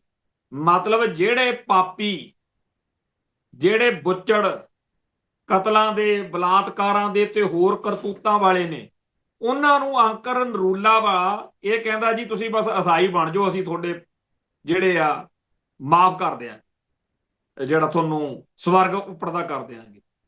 ਇਸ ਮਾਹੌਲ ਦੇ ਵਿੱਚ ਜਦੋਂ ਇੱਕ ਪਾਸੇ RSS ਦਾ ਮੁਖੀ ਕਹਿ ਰਿਹਾ ਕਿ ਭਾਰਤ ਇੱਕ ਹਿੰਦੂ ਰਾਸ਼ਟਰ ਹੈ, ਇਹਨੂੰ ਕਿਸੇ ਸੰਵਿਧਾਨਕ ਪ੍ਰਵਾਨਗੀ ਦੀ ਲੋੜ ਨਹੀਂ, ਜਦੋਂ ਇੱਥੇ ਮੁਸਲਮਾਨਾਂ ਵਰਗੀ 25 ਕਰੋੜ ਆਬਾਦੀ ਦੱਸੀ ਜਾਂਦੀ ਆ, ਉਹਨਾਂ ਦੇ ਦੂਜੇ ਦਿਨ ਜੁੱਤੀਆਂ ਪੈਂਦੀਆਂ ਨੇ, ਤਾਂ ਕੋਈ ਉਹਨਾਂ ਲਈ ਮਗਰ ਮੁਲਕ ਨਹੀਂ ਖੜਦਾ। ਨਾ ਮੱਕਾ ਜਿਹੜਾ ਪੂਰਾ ਆਜ਼ਾਦ ਆ, ਮੱਕਾ ਜਿਵੇਂ ਆਪਣਾ ਅਕਾਲ ਤਖਤ ਸਾਹਿਬ ਦੇ ਉੱਤੇ ਆਪਾਂ ਨੂੰ ਪਤਾ ਵੀ ਇੱਥੇ ਕੀ ਹਿਸਾਬ ਕਿਤਾਬ ਆ। ਸਾਡੀ ਕੌਮ ਦੇ ਵਿੱਚ ਤਾਂ ਜਦੋਂ ਕਿਸੇ ਸਿੱਖ ਨਾਲ ਵਧੀਕੀ ਹੋ ਜੇ ਤਾਂ ਸਿੱਖ ਜਥੇਬੰਦੀਆਂ ਨੂੰ ਹੋੜ ਲੱਗੀ ਪਈ ਹੁੰਦੀ ਆ ਵੀ ਕਿਤੇ ਮੇਰਾ ਨਾਂ ਨਾ ਰਹਿ ਜੇ, ਮੈਂ ਕਿਤੇ ਕੁਛ ਸਰਗਰਮੀ ਕਰਕੇ ਦਿਖਾਵਾਂ। ਸ਼੍ਰੋਮਣੀ ਕਮੇਟੀ ਨੂੰ, ਅਕਾਲ ਤਖਤ ਸਾਹਿਬ ਨੂੰ, ਪੂਰੀ ਦੀ ਪੂਰੀ ਕੌਮ ਇੱਕ ਜਿੰਦ ਇੱਕ ਜਾਨ ਹੋ ਕੇ ਰਿਐਕਟ ਕਰਦੀ ਹੈ। ਮੁਸਲਮਾਨਾਂ ਨੂੰ ਪੁੱਛ ਕੇ ਦੇਖੋ ਉਹਨਾਂ ਦਾ ਕੀ ਹਾਲ। ਸੋ ਇਸ ਭਾਰਤ ਦੀ ਧਰਤੀ ਤੇ ਜਿੱਥੇ ਸਾਚੀ ਸਾਖੀ ਵਿੱਚ ਸਰਦਾਰ ਕਪੂਰ ਸਿੰਘ ਲਿਖ ਚੁੱਕੇ ਹੈ ਕਿ ਅਕਤੂਬਰ 1948 ਦੇ ਵਿੱਚ ਸ਼ਾਇਦ ਇਹ ਗੱਲ ਹੋਈ ਆ ਕਿ ਹੁਸ਼ਿਆਰਪੁਰ ਦੇ ਵਿੱਚ ਮਕੇਰੀਆਂ ਦੇ ਵਿੱਚ ਹਿੰਦੂਆਂ ਨੇ ਦੁਸਹਿਰਾ ਜਦੋਂ ਮਨਾਇਆ 1947 ਦੀ ਆਜ਼ਾਦੀ ਤੋਂ ਬਾਅਦ, 1948 ਚ ਇਹ ਸੁਤੰਤਰ ਭਾਰਤ ਦਾ ਪਹਿਲਾ ਦੁਸਹਿਰਾ ਸੀ। ਇਹਦੇ ਵਿੱਚ ਇੱਕ ਹਿੰਦੂ ਸੱਜਣ ਦੇ ਪਿੰਡੇ ਤੇ ਪੂਰਾ ਗੰਦ ਮਲਿਆ ਗਿਆ ਤੇ ਉਹਨੂੰ ਸਿੱਖਾਂ ਵਰਗਾ ਬਣਾ ਕੇ, ਬੜਾ ਕੋਝਾ ਤੇ ਭੈੜਾ ਬਣਾ ਕੇ ਗਲੀਆਂ ਬਾਜ਼ਾਰਾਂ 'ਚ ਘੁਮਾਇਆ ਗਿਆ। ਉਹਦੇ ਪਿੱਛੇ ਬਹੁਤ ਸਾਰੇ ਹਿੰਦੂ ਤੁਰੇ ਆਉਂਦੇ ਸੀ ਤੇ ਉਹਨੇ ਇੱਕ ਗੰਦੀ ਥਾਲੀ ਹੱਥ ਉੱਤੇ ਫੜੀ ਹੋਈ ਸੀ ਜਿਹਦੇ ਵਿੱਚ ਗੋਹਾ ਪਾਇਆ ਹੋਇਆ ਸੀ, ਤੇ ਉਹ ਲੋਕਾਂ ਨੂੰ ਕਹਿ ਰਿਹਾ ਸੀਗਾ ਕਿ ਮੈਂ ਗੁਰੂ ਦਾ ਨਵਾਂ ਸਿੱਖ ਸਜਿਆ। ਆ ਮੇਰੇ ਕੋਲੇ ਅੰਮ੍ਰਿਤਸਰ ਤੋਂ ਮੈਂ ਦਰਬਾਰ ਸਾਹਿਬ ਤੋਂ ਪ੍ਰਸ਼ਾਦ ਲੈ ਕੇ ਆਇਆ। ਉਹਨੇ ਗੰਦਾ ਗੋਹਾ ਜਿਹੜਾ ਸੀ ਉਹ ਥਾਲੀ 'ਚ ਪਾਇਆ ਹੋਇਆ ਸੀ। ਤੇ ਇਸ ਕਰਤੂਤ ਨੂੰ ਕਾਰਨ ਕਰਾਉਣ ਵਾਲੇ ਹਿੰਦੂ ਸਿੱਖ ਏਕਤਾ ਵਾਲੇ ਸਾਡੇ ਸੱਜਣ ਆ ਜਿਹੜੇ, ਉਹਨਾਂ ਨੂੰ ਇਹ ਗੱਲ 1948 ਤੋਂ ਅਕਲ ਆਉਣੀ ਚਾਹੀਦੀ ਸੀ ਕਿ ਇਹ ਸਾਚੀ ਸਾਖੀ 'ਚ ਸਰਦਾਰ ਕਪੂਰ ਸਿੰਘ ਜੀ ਨੇ ਲਿਖਿਆ ਹੋਇਆ। ਤੇ ਆਏ ਦਿਨ ਸਿੱਖਾਂ ਦਾ ਦਿਲ ਦੁਖੀ ਕਰਨ ਵਾਲੀਆਂ ਕਰਤੂਤਾਂ ਅਸੀਂ ਮੁਸਲਮਾਨਾਂ ਜਾਂ ਈਸਾਈਆਂ ਦੀ ਗੱਲ ਛੱਡ ਵੀ ਦਈਏ, ਇਸ ਭਾਰਤ 'ਚ ਹੁੰਦੀਆਂ ਨੇ। ਤੇ ਹਿੰਦੂ ਅੱਤਵਾਦੀਆਂ ਨੂੰ ਬੜੀ ਤਕਲੀਫ ਆ ਕਿ ਸਾਨੂੰ ਰੋਕਿਆ ਕਿਉਂ ਜਾਵੇ। ਹੁਣ ਬੀਜੇਪੀ ਜਿਹੜੀ ਆ ਉਹ ਪੂਰਾ ਵਿਰੋਧ ਕਰਦੀ ਰਹੀ ਆ ਵੀ ਕਰਨਾਟਕ ਦੇ ਵਿੱਚ, ਕਿਉਂਕਿ ਦੱਖਣੀ ਭਾਰਤ ਵਾਲੇ ਜਿਹੜੇ ਸੂਬੇ ਆ ਉਹ ਵੀ ਸਾਡੇ ਵਾਂਗੂ ਇਹਨਾਂ ਬਾਹਮਣਵਾਦੀਆਂ ਦੇ ਸਤਾਏ ਹੋਏ ਨੇ। ਉੱਥੇ ਉਹਨਾਂ ਨੇ ਕਾਨੂੰਨ ਬਣਾਇਆ ਵੀ ਹੇਟ ਸਪੀਚ ਆ ਜਿਹੜੀ ਨਫ਼ਰਤ ਭਰੀ ਸਪੀਚ, ਬਈ 7 ਸਾਲ ਦੀ ਕੈਦ ਤੇ 1 ਲੱਖ ਜੁਰਮਾਨਾ ਹੋਊਗਾ। ਕਮਾਲ ਦੀ ਗੱਲ ਆ ਕਿ ਪੂਰੀ ਬੀਜੇਪੀ ਨੇ ਉਹਦਾ ਠੋਕਵਾਂ ਵਿਰੋਧ ਕੀਤਾ। ਸੋ ਭਾਰਤ ਦੇ ਵਿੱਚ ਹਿੰਦੂ ਅੱਤਵਾਦੀ ਆਪਦਾ ਪੂਰਾ ਹੱਕ ਸਮਝਦੇ ਆ ਕਿ ਅਸੀਂ ਦੂਜੀਆਂ ਕੌਮਾਂ ਧਰਮਾਂ ਬਾਰੇ ਜੋ ਮਰਜ਼ੀ ਭਕਾਈ ਮਾਰਦੇ ਰਹੀਏ, ਕੋਈ ਕਾਨੂੰਨ ਨਹੀਂ ਹੋਣਾ ਚਾਹੀਦਾ। ਖੈਰ, ਜੇ ਅਮਰੀਕਾ ਦੇ ਵਿੱਚ ਆ ਖਬਰ ਆਈ ਹੈ ਵੀ ਪੰਪਾਂ ਦੇ ਉੱਤੇ ਲਿਖਿਆ ਹੋਇਆ ਘਰ ਜਾਓ, ਤੁਹਾਨੂੰ ਇੱਥੇ ਅਸੀਂ ਨਹੀਂ ਚਾਹੁੰਦੇ, ਤੁਸੀਂ ਸਾਡੀਆਂ ਨੌਕਰੀਆਂ ਚੋਰੀ ਕਰ ਰਹੇ ਹੋ, ਸਾਡੀਆਂ ਸੜਕਾਂ ਖਤਰਨਾਕ ਬਣਾ ਰਹੇ ਹੋ। ਇਹਦਾ ਮਤਲਬ ਕੀ ਆ ਕਿ ਆਪਾਂ ਬਾਹਰਲੇ ਮੁਲਕਾਂ ਦੇ ਵਿੱਚ ਜਿੰਨਾ ਮਰਜ਼ੀ ਆਪਣੇ ਆਪ ਨੂੰ ਸੇਫ ਤੇ ਸਿਕਿਉਰ ਮੰਨੀ ਚੱਲੋ, ਪਰ ਆਪਦੇ ਘਰ ਬਗੈਰ ਗੁਜ਼ਾਰਾ ਨਹੀਂ। ਇਹ ਨਹੀਂ ਕਿ ਉਹਨਾਂ ਮੁਲਕਾਂ 'ਚ ਜਾਣਾ ਗੁਨਾਹ ਵਾ। ਦੋ ਪੱਖ ਨੇ, ਇੱਕ ਤਾਂ ਉੱਥੇ ਰਹਿ ਕੇ ਇਹੋ ਜਿਹਾ ਕੁਝ ਨਾ ਕਰੋ ਜਿਹਦੇ ਨਾਲ ਉੱਥੇ ਸਾਡੇ ਖਿਲਾਫ ਨਫ਼ਰਤ ਪੈਦਾ ਹੋਵੇ, ਕਿਉਂਕਿ ਇਹ ਤਾਂ ਭਾਰਤ ਸਰਕਾਰ ਚਾਹੁੰਦੀ ਹੈ, ਹਿੰਦੂ ਅੱਤਵਾਦੀ ਚਾਹੁੰਦੇ ਆ ਕਿ ਦੁਨੀਆ ਦੇ ਵਿੱਚ ਹਰ ਮੁਲਕ ਦੇ ਵਿੱਚ ਸਿੱਖੀ ਅਤੇ ਸਿੱਖਾਂ ਨੂੰ, ਸਿੱਖਾਂ ਦੀ ਪਛਾਣ ਨੂੰ ਨਫ਼ਰਤ ਕੀਤੀ ਜਾਵੇ। ਆਪਾਂ ਉਹੋ ਜਿਹੀ ਕਰਤੂਤ ਨਾ ਕਰੀਏ, ਆਪਾਂ ਕੋਈ ਬਹਾਨਾ ਨਾ ਦਈਏ। ਅੱਜ ਦੇ ਸਮੇਂ ਦੇ ਵਿੱਚ ਸੋਸ਼ਲ ਮੀਡੀਆ ਉੱਤੇ ਲੱਖਾਂ ਦੀ ਗਿਣਤੀ 'ਚ ਫੇਕ ਅਕਾਊਂਟ ਬਣਾ ਕੇ ਇੱਕ ਟਰੱਕ ਵਾਲਾ ਪੱਗ ਵਾਲੇ ਤੋਂ ਐਕਸੀਡੈਂਟ ਹੋ ਜੇ, ਅਗਲੇ ਪੂਰਾ ਮਾਹੌਲ ਸਿਰਜ ਸਕਦੇ ਆ ਤੁਹਾਡੇ ਖਿਲਾਫ। ਤੇ ਆਪਾਂ ਆਪ ਸਿਆਣੇ ਹੋਵੋ ਕਿ ਆਪਾਂ ਕਿਸੇ ਵੀ ਤਰੀਕੇ ਨਾਲ ਆਪਣੇ ਕੌਮ ਦੇ ਅੰਬੈਸਡਰ ਵਜੋਂ ਵਿਚਰਾ ਕਰਨਾ, ਤਾਂ ਕਿ ਸਾਡੇ ਖਿਲਾਫ ਕਿਤੇ ਕੋਈ ਮਾਹੌਲ ਨਾ ਬਣ। ਹੁਣ ਜਿਨ੍ਹਾਂ ਦਾ ਇਹ ਮੁਲਕ ਵਾ ਹਿੰਦੂ ਰਾਸ਼ਟਰ, ਜਿਹਦੇ ਬਾਰੇ ਆ ਮੋਹਨ ਭਾਗਵਤ ਜੀ ਫਰਮਾ ਰਹੇ ਨੇ ਕਿ ਹਿੰਦੂ ਰਾਸ਼ਟਰੀ ਆ ਇਹ, ਉਹਦਾ 2.36 ਕਰੋੜ ਰੁਪਏ ਇੱਕ ਕਰਨਲ ਕੋਲੋਂ, ਜਿਹੜਾ ਰੱਖਿਆ ਮੰਤਰਾਲੇ ਦੇ ਵਿੱਚ ਲੈਫਟੀਨੈਂਟ ਕਰਨਲ ਆ, ਉਹਦੇ ਕੋਲੋਂ ਰਿਸ਼ਵਤ ਦੇ ਫੜੇ ਆ ਪਰਸੋਂ। ਤੇ ਅਸੀਂ ਇੱਥੇ ਕੋਈ ਸਾਬਕਾ ਫੌਜੀ, ਜਿੱਥੇ ਮੈਂ ਰਹਿਣਾ ਉੱਥੇ ਇੱਕ ਦੁਕਾਨ ਤੇ ਬੈਠੇ 3-4, ਇੱਕ ਫੌਜੀ ਦੀ ਦੁਕਾਨ ਆ ਸਾਬਕਾ ਦੀ, 2-3 ਉਹਦੇ ਆੜੀ ਮਿੱਤਰ ਬੈਠੇ, ਉਹ ਖਬਰ ਤੇ ਚਰਚਾ ਕਰ ਰਹੇ ਸੀ ਆਪਸ ਵਿੱਚ ਹੀ। ਮੈਂ ਕਿਸੇ ਕੰਮ ਗਿਆ, ਉਹ ਕਹਿ ਰਹੇ ਦੱਸ ਐਸ ਮੁਲਕ ਲਈ ਆਪਾਂ ਲੜਦੇ ਮਰਦੇ ਰਹੇ, ਲੈਫਟੀਨੈਂਟ ਕਰਨਲ ਰਿਸ਼ਵਤ ਲੈਂਦਾ। ਕਿਉਂਕਿ ਫੌਜੀਆਂ ਦਾ ਜੀਵਨ ਜਾਂ ਫੌਜੀਆਂ ਦਾ ਆਚਾਰ ਵਿਹਾਰ ਥੋੜਾ ਜਿਹਾ ਸੱਚਾ ਸੁੱਚਾ ਜਿਹਾ ਮੰਨਿਆ ਜਾਂਦਾ। ਬੜੀ ਦੁੱਖ ਤਕਲੀਫ। ਮੈਂ ਜਦੋਂ ਉੱਥੋਂ ਤੁਰਿਆ ਮੈਂ ਸੋਚ ਰਿਹਾ ਸੀ ਕਿ 1947 ਤੋਂ ਪਹਿਲਾਂ ਜਿਹੜੀਆਂ ਕੁਰਬਾਨੀਆਂ ਸਿੱਖ ਕਰਦੇ ਰਹੇ, ਕਹਿੰਦੇ ਜੀ ਅਸੀਂ 93% ਕੁਰਬਾਨੀਆਂ ਕੀਤੀਆਂ ਨੇ, ਉਹ ਭਾਈ ਕੁਰਬਾਨੀਆਂ ਤੁਸੀਂ ਕਰਦੇ ਰਹੇ, ਬਾਹਮਣ ਉਦੋਂ ਵੀ ਨਜ਼ਾਰੇ ਲੈਂਦੇ ਸੀ। ਆ ਪਿਛਲੇ ਦਿਨੀ ਜਦੋਂ ਪਾਰਲੀਮੈਂਟ 'ਚ ਬੰਦੇ ਮਾਤਰਮ ਵਾਲੀ ਬਹਿਸ ਚੱਲਦੀ ਸੀ, ਉਦੋਂ ਕਹਿ ਬੈਠੇ ਕਿਤੇ ਵੀ RSS ਦਾ ਤਾਂ ਕੰਮ ਹੀ ਦੇਸ਼ ਲਈ ਕੁਰਬਾਨੀਆਂ ਕਰਨਾ। ਉਹ ਮੂਹਰਿਓਂ ਕਾਂਗਰਸ ਵਾਲੇ ਕਹਿੰਦੇ ਵੀ ਇੱਕ ਵੀ ਬੰਦਾ ਦੱਸ ਦਿਓ ਜਿਹਨੇ ਅੰਗਰੇਜ਼ਾਂ ਦੇ 1947 ਤੋਂ ਪਹਿਲਾਂ ਕਿਸੇ ਨੇ ਤੁਹਾਡੇ ਨੇ ਕੋਈ ਕੁਰਬਾਨੀ ਕੀਤੀ ਹੋਵੇ, ਕਦੇ ਜੇਲ੍ਹ ਕੱਟੀ ਆ, ਕਦੇ ਕੁਝ ਕੀਤਾ। ਹੁਣ ਜਿਹੜੀ ਕੌਮ ਨੇ ਕੁਰਬਾਨੀਆਂ ਕੀਤੀਆਂ 97% ਆਪਾਂ ਫਾਂਸੀਆਂ ਤੇ ਚੜੇ, ਤੇ ਆਪਾਂ ਅੱਜ ਮੱਥੇ ਤੇ ਹੱਥ ਮਾਰ ਕੇ ਸੋਚੋ ਬਈ ਆਹ ਜਿਹੜੇ 2.36 ਕਰੋੜ ਰੁਪਈਆ ਜਿਨ੍ਹਾਂ ਦੀ ਕੌਮ ਲੈਂਦੀ ਫਿਰਦੀ ਹੈ, ਜਿਹੜੇ 1947 ਤੋਂ ਬਾਅਦ ਹਰ ਘਪਲਾ, ਹਰ ਠੱਗੀ ਠੋਰੀ ਇਹਨਾਂ ਚੋਂ ਨਿਕਲਦੀ ਆ। ਪਿੱਛੇ ਜੇ ਇੱਕ ਭਾਰਤ ਛੱਡੋ ਅੰਦੋਲਨ ਚੱਲਿਆ ਸੀ, ਜਦੋਂ ਮੋਦੀ 2014 ਚ ਸੱਤਾ ਚ ਆਇਆ, ਭਾਰਤ ਦੇ ਹਰ ਸੂਬੇ ਚੋਂ ਬਾਹਮਣ ਬਾਣੀਏ ਬਾਹਰਲੇ ਮੁਲਕਾਂ ਨੂੰ ਭੱਜ ਰਹੇ ਸੀ ਕਰੋੜਾਂ ਰੁਪਏ ਲੈ ਲੈ ਕੇ। ਹੁਣ ਇਹ ਸੋਚੋ ਕਿ 1947 ਤੋਂ ਪਹਿਲਾਂ ਜਿਹੜੀਆਂ ਆਪਾਂ ਕੁਰਬਾਨੀਆਂ ਕਰ ਰਹੇ ਸੀ, ਜਾਂ ਆਪਾਂ ਹੁਣ ਵੀ ਜਦੋਂ ਵੀ ਕਿਤੇ ਜੰਗ ਲੱਗਦੀ ਆ ਸਭ ਤੋਂ ਮੂਹਰੇ ਸਿੱਖਾਂ ਨੂੰ ਠੋਕ ਦਿੰਦੇ ਆ ਵੀ ਚਲੋ ਜੀ। ਤੇ ਜੋ ਕੁਝ ਨਜ਼ਾਰੇ ਵਾਲੀ ਗੱਲ ਆ, ਅੰਗਰੇਜ਼ਾਂ ਵੇਲੇ ਵੀ ਉਹਨਾਂ ਦੇ ਪਿੱਠੂ ਬਣ ਕੇ ਨਜ਼ਾਰੇ ਲੈਂਦੇ ਰਹੇ ਅਗਲੇ, ਤੇ ਅੱਜ ਵੀ ਜਿਹੜੇ ਜਦੋਂ ਮੈਂ ਅੱਗੇ ਕਹਿਣਾ ਹੁੰਦਾ ਇਸੇ ਪ੍ਰੋਗਰਾਮ 'ਚ ਹੀ ਕਹਿਣਾ, ਜਦੋਂ ਕਿਤੇ ਜੰਗ ਯੁੱਧ ਵਾਲਾ ਮਾਹੌਲ ਬਣਦਾ ਉਦੋਂ ਇਹਨਾਂ ਲਾਲਿਆਂ ਨੂੰ ਚਾਅ ਚੜਿਆ ਹੁੰਦਾ 4 ਪੈਸੇ ਕਮਾਵਾਂਗੇ। ਆ ਜਿਹੜੇ ਜਜ਼ਬੇ ਸਿੱਖ ਚੱਕੀ ਫਿਰਦੇ ਆ, ਇਹ ਇਹਨਾਂ ਦੇ ਨੇੜੇ ਤੇੜੇ ਵੀ ਹੈ ਨਹੀਂ। ਸੋ ਜਿਹੜਾ ਆਪਣੇ ਇਸ ਮੁਲਕ ਦਾ ਮਾਹੌਲ ਆ ਭਾਰਤ ਦਾ, ਉਹ ਹੈਗਾ ਵੀ ਠੱਗੀ ਠੋਰੀ ਜਿੰਦਾਬਾਦ। ਜਿਵੇਂ ਕਹਿੰਦੇ ਹੁੰਦੇ ਆ ਨਾ ਪਿੰਡਾਂ 'ਚ, ਲੁੱਚਾ ਲੰਡਾ ਚੌਧਰੀ ਤੇ ਗੁੰਡੀ ਰਨ ਪ੍ਰਧਾਨ, ਜਿਹਦੀ ਡਾਂਗ ਆ ਉਹਦੀ ਮੱਝ ਆ। ਪੁਲਿਸ ਨੂੰ ਖੁੱਲੇ ਅਧਿਕਾਰ ਦਿੱਤੇ ਹੋਏ ਨੇ ਵੀ ਜਿਹਦਾ ਮਾੜਾ ਜਿਹਾ ਵੀ ਸਾਡੇ ਨਾਲ ਸੁਰ ਨਹੀਂ ਰਲਦੀ ਚੱਕ ਕੇ ਅੰਦਰ ਮਾਰੋ। ਜਿਵੇਂ ਭਾਈ ਅਮਰਤਪਾਲ ਸਿੰਘ ਵਾਲੀ ਕਹਾਣੀ ਆ, ਇਵੇਂ ਕਈ ਮੁਸਲਮਾਨ ਮੁੰਡੇ ਨੇ JNU ਜਵਾਹਰ ਲਾਲ ਯੂਨੀਵਰਸਿਟੀ ਵਾਲੇ, ਉਹਨਾਂ ਨੂੰ ਚੱਕ ਕੇ ਅੰਦਰ ਮਾਰਿਆ।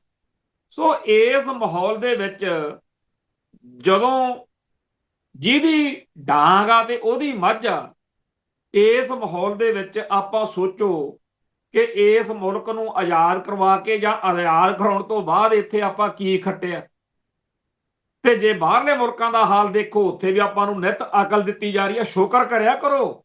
ਮੈਂ ਹੋਰ ਚਾਹੁੰਦਾ ਆਪਣੇ ਬਾਹਰਲੇ ਮੁਲਕਾਂ 'ਚ ਹੋਰ ਜੁੱਤੀਆਂ ਪੈਣ ਆਪਣੇ, ਤੇ ਇੱਥੇ ਵੀ ਪੈਣ। ਸ਼ਾਇਦ ਜਿਨ੍ਹਾਂ ਦੇ ਬੰਦ ਨੇਗੇ ਖਾਨੇ ਉਹ ਖੁੱਲ ਜਾਣ ਕਿ ਆਪਦੇ ਮੁਲਕ ਬਗੈਰ, ਆਪਦੇ ਘਰ ਬਗੈਰ ਗੁਜ਼ਾਰਾ ਨਹੀਂ। ਜਿਵੇਂ ਜੰਗਲ 'ਚ ਜਾਓ ਕਦੇ, ਹਰ ਚਿੜੀ ਜਨੌਰ ਦਾ ਆਪੋ ਆਪਣਾ ਆਲਣਾ ਵਾ।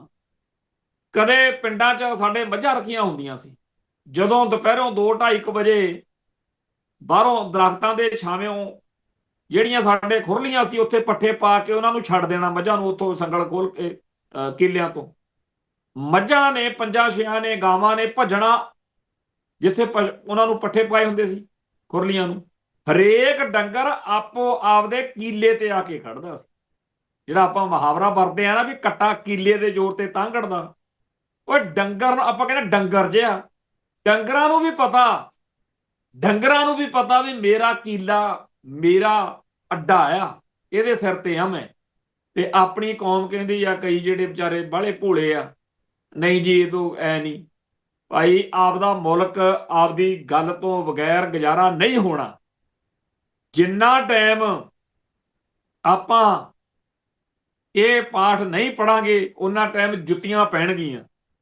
ਜਦੋਂ ਕੋਈ ਕੌਮ ਗੁਲਾਮ ਹੋਵੇ ਉਹਦੇ 'ਚ ਬਹੁਤ ਸਾਰੇ ਔਗਣ ਆ ਜਾਂਦੇ ਆ, ਘਾਟਾਂ ਆ ਜਾਂਦੀਆਂ, ਕਮਜ਼ੋਰੀਆਂ ਆ ਜਾਂਦੀਆਂ।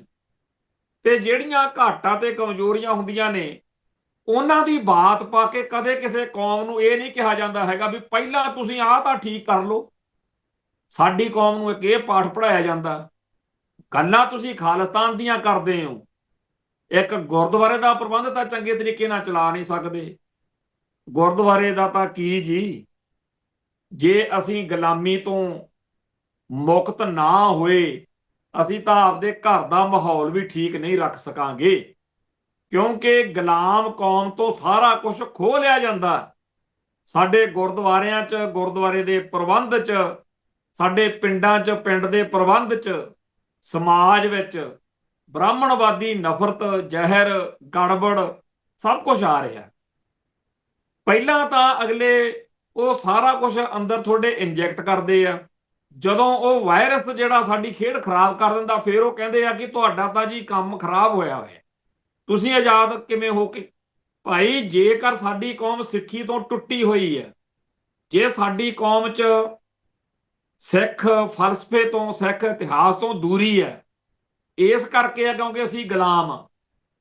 ਜਿਹੜਾ ਸਾਡਾ ਸੱਚਾ ਤੇ ਸੁੱਚਾ ਅੰਮ੍ਰਿਤ ਵਰਗਾ ਇਤਿਹਾਸ ਆ, ਫਲਸਫਾ ਆ, ਉਹ ਅੱਜ ਦੂਜੇ ਤੀਜੇ ਦਰਜੇ ਤੇ ਹੋਇਆ ਪਿਆ। ਤੇ ਜਿਨ੍ਹਾਂ ਕੋਲੇ ਝੂਠ ਤੂਫਾਨ ਆ, ਜਿਨ੍ਹਾਂ ਦੇ ਪੱਲੇ ਹੀ ਕੱਖ ਨਹੀਂ, ਉਹ ਕੀ ਕਰ ਰਹੇ ਨੇ? ਉਹ ਕਹਦੇ ਆ ਜੀ ਫਲਾਨਾ ਵੀ ਸਾਡਾ, ਧਮਕਾਨਾ ਵੀ ਸਾਡਾ। ਸਿੱਖ ਇਤਿਹਾਸ ਨੂੰ ਹੀ ਆਪਦਾ ਦੱਬੀ ਫਿਰਦੇ ਆ, ਕਹਿੰਦੇ ਜੀ ਜਿਹੜੇ ਆਹ ਸਾਹਿਬਜ਼ਾਦੇ ਆ ਸਾਡੇ ਸੀ, 9ਵੇਂ ਪਾਤਸ਼ਾਹ 10 ਗੁਰੂ ਸਾਹਿਬਾਨ ਸਾਡੇ ਸੀ, ਸਾਡਾ ਸਾਰਾ ਕੁਝ। ਕੀ ਕਰੋਗੇ? ਆਪਦੀ ਗੱਲ ਜਿਹੜੀ ਆ ਡਾਂਗ ਦੇ ਜ਼ੋਰ ਤੇ, ਕਿ ਸਾਡੇ ਕੋਲੇ ਪਾਰਲੀਮੈਂਟ ਆ, ਅਸੀਂ ਪਾਰਲੀਮੈਂਟ 'ਚ ਆਹ ਗੱਲ ਐ ਕਹੀ ਆ, ਤੁਹਾਡੇ ਸਾਹਮਣੇ ਆ।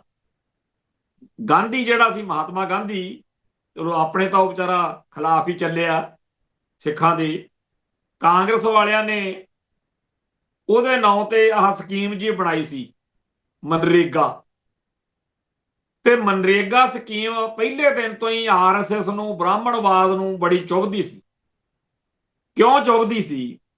ਮਨਰੇਗਾ ਸਕੀਮ ਦਾ ਲਾਭ ਆ ਜਿਹੜਾ, ਉਹ ਦਲਿਤ ਜਾਂ ਸ਼ਡਿਊਲਡ ਕਾਸਟ ਜਾਂ ਗਰੀਬ ਲੋਕਾਂ ਨੂੰ ਹੁੰਦਾ ਸੀ। ਤੇ ਭਾਰਤੀ ਇਤਿਹਾਸ ਨੂੰ ਸਮਝਣ ਵਾਲੇ ਚੰਗੀ ਤਰ੍ਹਾਂ ਜਾਣਦੇ ਆ ਕਿ ਜਿਹੜੇ ਭਾਰਤ ਦੇ ਮੂਲ ਵਾਸੀ ਸੀ, ਉਹ ਦਲਿਤ ਜਾਂ SC ST ਉਹ ਨੇ।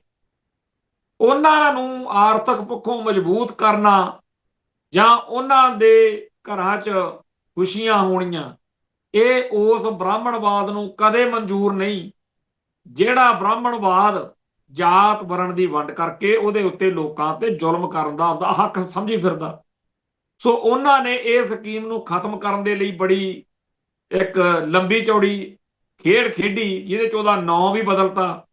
ਤੇ ਕਾਂਗਰਸ ਵਾਲੇ ਉਹਦੇ ਨਾਂ ਤੇ ਲੜਨ ਨੂੰ ਤਿਆਰ ਨੇ, ਪਰ ਇਹ ਜਿਹੜਾ ਅਗਲਾ ਕੰਮ ਆ, ਉਹ ਨਹੀਂ ਕਿਸੇ ਨੂੰ ਗੱਲ ਦੱਸੀ ਜਾ ਰਹੀ। ਇੱਥੇ ਪੰਜਾਬ 'ਚ ਵੀ ਸਾਡੇ ਭਗਵੰਤ ਮਾਨ ਵਾਲੀ ਸਰਕਾਰ ਨੇ ਕਹਿੰਦੇ ਆ ਜੀ ਅਸੀਂ ਇੱਥੇ ਕਰਨਾ ਹੈਗਾ ਉਹਦਾ ਇਜਲਾਸ, ਵਿਸ਼ੇਸ਼ ਇਜਲਾਸ ਸੱਦਿਆ ਅਸੈਂਬਲੀ ਦਾ, ਤੇ ਕੀ ਕਹਿਣਾ ਉੱਥੇ?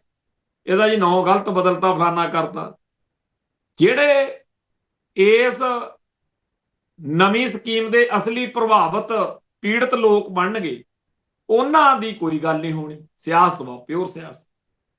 ਕਮਾਲ ਦੀ ਗੱਲ ਇਹ ਹੈ ਕਿ ਜਦੋਂ ਆਪਾਂ ਸਾਰੇ ਸਿਨੈਰੀਓ ਤੇ ਨਜ਼ਰ ਮਾਰਦੇ ਆ ਤਾਂ ਸਾਫ਼ ਦਿਖਦਾ ਕਿ ਪਹਿਲਾਂ ਉਹਨਾਂ ਨੇ ਕਿਸਾਨੀ ਨੂੰ ਟਾਰਗੇਟ ਕੀਤਾ ਸੀ ਜਦੋਂ ਕਿਸਾਨ ਸੰਘਰਸ਼ ਚੱਲਿਆ। ਹੁਣ ਉਹਨਾਂ ਨੇ ਮਜ਼ਦੂਰ ਨੂੰ ਟਾਰਗੇਟ ਕੀਤਾ। ਸਾਡੇ ਭਾਰਤੀ ਫਲਸਫੇ ਨਾਲੋਂ ਪੰਜਾਬ ਦਾ ਫਲਸਫਾ ਹਰ ਗੱਲ 'ਚ ਵੱਖਰਾ ਹੋਣ ਕਰਕੇ ਇੱਥੇ ਤਾਂ ਸਾਡੇ ਗਾਣੇ ਆ, ਸੰਤ ਰਾਮ ਉਦਾਸੀ ਨੇ ਲਿਖਿਆ ਨਾ, ਜੱਟ ਗਲ ਲੱਗ ਕੇ ਸੀਰੀ ਦੇ ਜੱਟ ਰੋਵੇ, ਬੋਲਾਂ ਵਿੱਚੋਂ ਨੀਰ ਵਗਿਆ। ਜਦੋਂ ਦੁੱਖ ਦਾ, ਔਖ ਦਾ ਟਾਈਮ ਆਉਂਦਾ, ਉਦੋਂ ਪੰਜਾਬ ਦੇ ਵਿੱਚ ਗੈਰ ਕਾਸ਼ਤਕਾਰ ਅਤੇ ਕਾਸ਼ਤਕਾਰ, ਜੱਟ ਅਤੇ ਸਾਂਝੀ ਸੀਰੀ, ਦੋਨਾਂ ਦੀ ਸਾਂਝ ਦੀ ਬਾਤ ਪੈਂਦੀ ਆਈ। ਤੇ ਇੱਥੇ ਇਸ ਮਾਹੌਲ ਦੇ ਵਿੱਚ ਸਾਡੇ ਸਾਹਮਣੇ ਪਹਿਲਾਂ ਜਦੋਂ ਕਾਲੇ ਕਾਨੂੰਨ ਖੇਤੀ ਵਾਲੇ ਆਏ, ਉਦੋਂ ਪੰਜਾਬ ਦੀ ਕਿਸਾਨੀ ਨੇ ਤੇ ਪੰਜਾਬ ਦੀਆਂ ਗੈਰ ਕਾਸ਼ਤਕਾਰ ਬਰਾਦਰੀਆਂ ਨੇ ਇਕਜੁੱਟ ਹੋ ਕੇ ਲੜਾਈ ਲੜੀ। ਉਹ ਅਜੇ ਕਿਸੇ ਤਣ ਪੱਤਣ ਗੱਲ ਲੱਗੀ ਨਹੀਂ ਹੈਗੀ ਕਾਲੇ ਕਾਨੂੰਨਾਂ ਵਾਲੀ, ਸਭ ਨੂੰ ਪਤਾ। ਉਹ ਟੇਢੇ ਮੇਢੇ ਤਰੀਕੇ ਨਾਲ ਕਿਸਾਨੀ ਨੂੰ ਟਾਰਗੇਟ ਕਰਨ ਵਾਲੇ ਕਾਨੂੰਨ ਜਿਹੜੇ ਆ, ਉਹ ਲਾਗੂ ਕੀਤੇ ਜਾ ਰਹੇ। ਹੁਣ ਲਿਆਂਦੀ ਆ ਉਹਨਾਂ ਨੇ ਪੰਜਾਬ ਦੀ ਜਾਂ ਸਾਰੇ ਭਾਰਤ ਦੀ। ਉਦੋਂ ਵੀ ਸਾਰੇ ਭਾਰਤ ਲਈ ਉਹ ਬਣੇ ਸੀ ਕਾਨੂੰਨ, ਤਾਂ ਲੜਿਆ ਕੱਲਾ ਪੰਜਾਬ ਸੀ, ਹਰਿਆਣਾ ਤੇ ਯੂਪੀ ਨਾਲ ਆ ਗਿਆ। ਹੁਣ ਫੇਰ ਪੰਜਾਬ ਦੇ ਲੋਕਾਂ ਨੂੰ ਹੀ ਮੂਹਰੇ ਆਉਣਾ ਪੈਣਾ। ਇੱਥੇ ਗੁਰੂ ਦੀ ਸਿੱਖੀ ਜਿਹੜੀ ਆ, ਧਰਮ ਆ ਜਿਹੜਾ, ਉਹ ਵੰਗਾਰਦਾ ਕਿ ਭਾਈ ਪੰਜਾਬ ਦੇ ਕਿਰਤੀ ਲੋਕਾਂ ਲਈ, ਭਾਈ ਲਾਲੋ ਦੇ ਵਾਰਸਾਂ ਲਈ ਉੱਠਣਾ ਪੈਣਾ। ਪੰਜਾਬ ਦੀ ਜਿਹੜੀ ਅਸਲੀ ਤਾਸੀਰ ਆ, ਜਿਹੜੀ ਫਿਤਰਤ ਆ, ਗਰੀਬ ਲੋਕਾਂ ਦੇ ਹੱਕ 'ਚ ਖੜਨ ਦੀ। ਸਾਡੇ ਤਾਂ ਇੱਥੇ ਜਿਹੜੇ ਡਕੈਤ, ਜਿਨ੍ਹਾਂ ਨੂੰ ਦੁਨੀਆ ਮਾੜਾ ਕਹਿੰਦੀ ਆ, ਜੌਣੇ ਮੋੜ ਵਰਗੇ ਜਾਂ ਸੁੱਚੇ ਸੂਰਮੇ ਵਰਗੇ, ਦੁੱਲੇ ਭੱਟੀ ਵਰਗੇ, ਉਹਨਾਂ ਨੂੰ ਅਸੀਂ ਰੋਬਨ ਹੁੱਡ ਵਾਂਗੂ ਦੇਖਦੇ ਹਾਂ ਕਿ ਉਹ ਗਰੀਬਾਂ ਦੇ ਜਾਂ ਦੁਖੀ ਲੋਕਾਂ ਦੇ ਹਮਾਇਤੀ ਸੀ।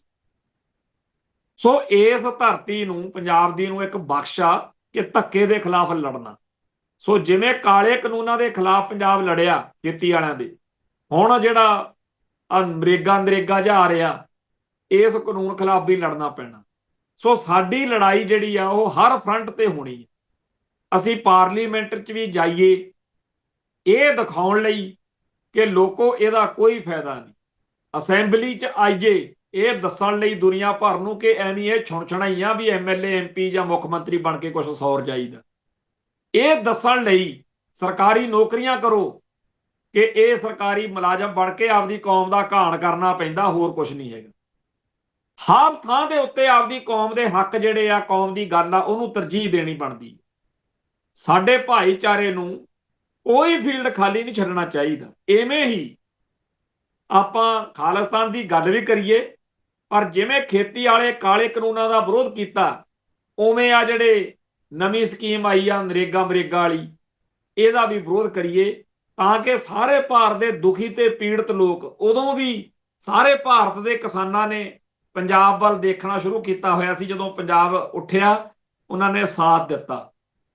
ਤੇ ਉਦੋਂ ਪਹਿਲਾਂ ਉਹ ਜਿਹੜੇ ਤਾਮਿਲਨਾਡੂ ਦੇ ਕਿਸਾਨ ਆ, ਉਹ 5-4 ਸਾਲਾਂ ਦੇ ਬੈਠੇ ਸੀ, ਕਿਸੇ ਨੇ ਨਹੀਂ ਸੀ ਸੁਣੀ ਉਹਨਾਂ ਦੀ। ਤੇ ਇਵੇਂ ਹੀ ਹੁਣ ਸਾਰੇ ਭਾਰਤ ਦੇ ਕਿਸਾਨ ਜਿਹੜੇ ਆ, ਉਹ ਪੰਜਾਬ ਵੱਲ ਦੇਖ ਰਹੇ ਆ। ਅਸਲੀ ਗੱਲ ਤਾਂ ਇਹ ਹੈ, ਬ੍ਰਾਹਮਣਵਾਦ ਦੇ ਸਤਾਏ ਹੋਏ ਜਿਹੜੇ ਕੋਈ ਵੀ ਲੋਕ ਨੇ ਭਾਰਤ ਦੇ, ਚਾਹੇ ਉਹ ਕਿਸੇ ਵੀ ਜਾਤ ਵਰਨ ਧਰਮ ਦੇ ਹੋਣ, ਉਹ ਸਾਰਿਆਂ ਦਾ ਮਸੀਹਾ ਜਿਹੜਾ ਉਹ ਸਿੱਖ ਧਰਮ ਹੀ ਆ। ਤੁਹਾਡੇ ਸਾਹਮਣੇ ਆ ਉਹ ਦਿਨ ਆਉਣਗੇ ਜਦੋਂ ਸਾਰੇ ਭਾਰਤ ਦੇ ਲੋਕ ਪਿੱਟਣਗੇ ਕਿ ਖਾਲਿਸਤਾਨ ਪੂਰੇ ਹਿੰਦੁਸਤਾਨ ਦੇ ਵਿੱਚ ਹੀ ਬਣੇ, ਤਾਂ ਕਿ ਇਸ ਧਰਤੀ ਉੱਤੇ ਲੋਕ ਜਿਹੜੇ ਦੁਖੀ ਨੇ ਉਹ ਸੁੱਖ ਦਾ ਸਾਹ ਲੈ ਸਕਣ। ਖਾਲਸਾ ਦਾ ਧਰਮ ਹੀ, ਸਿੱਖੀ ਹੀ ਇੱਕੋ ਇੱਕ ਇਹੋ ਜਿਹਾ ਧਰਮ ਆ ਜਿਹੜਾ ਸਾਰਿਆਂ ਨੂੰ ਮਾਣ ਸਨਮਾਨ ਦੇ ਸਕਦਾ, ਦੂਜੇ ਦੇ ਧਰਮ ਦੀ ਨਿੰਦਿਆ ਨਫ਼ਰਤ ਨਹੀਂ, ਹਰੇਕ ਨੂੰ ਉਹਦਾ ਬਣਦਾ ਹੱਕ ਦੇ ਸਕਦਾ। ਸੋ ਇੱਥੇ ਸਮਾਪਤੀ ਕਰਦੇ ਹਾਂ ਜੀ, ਫਿਰ ਮਿਲਾਂਗੇ। ਨਾਨਕ ਨਾਮ ਚੜ੍ਹਦੀ ਕਲਾ, ਤੇਰੇ ਭਾਣੇ ਸਰਬੱਤ ਦਾ ਭਲਾ। ਵਾਹਿਗੁਰੂ ਜੀ ਕਾ ਖਾਲਸਾ, ਵਾਹਿਗੁਰੂ ਜੀ ਕੀ ਫਤਿਹ।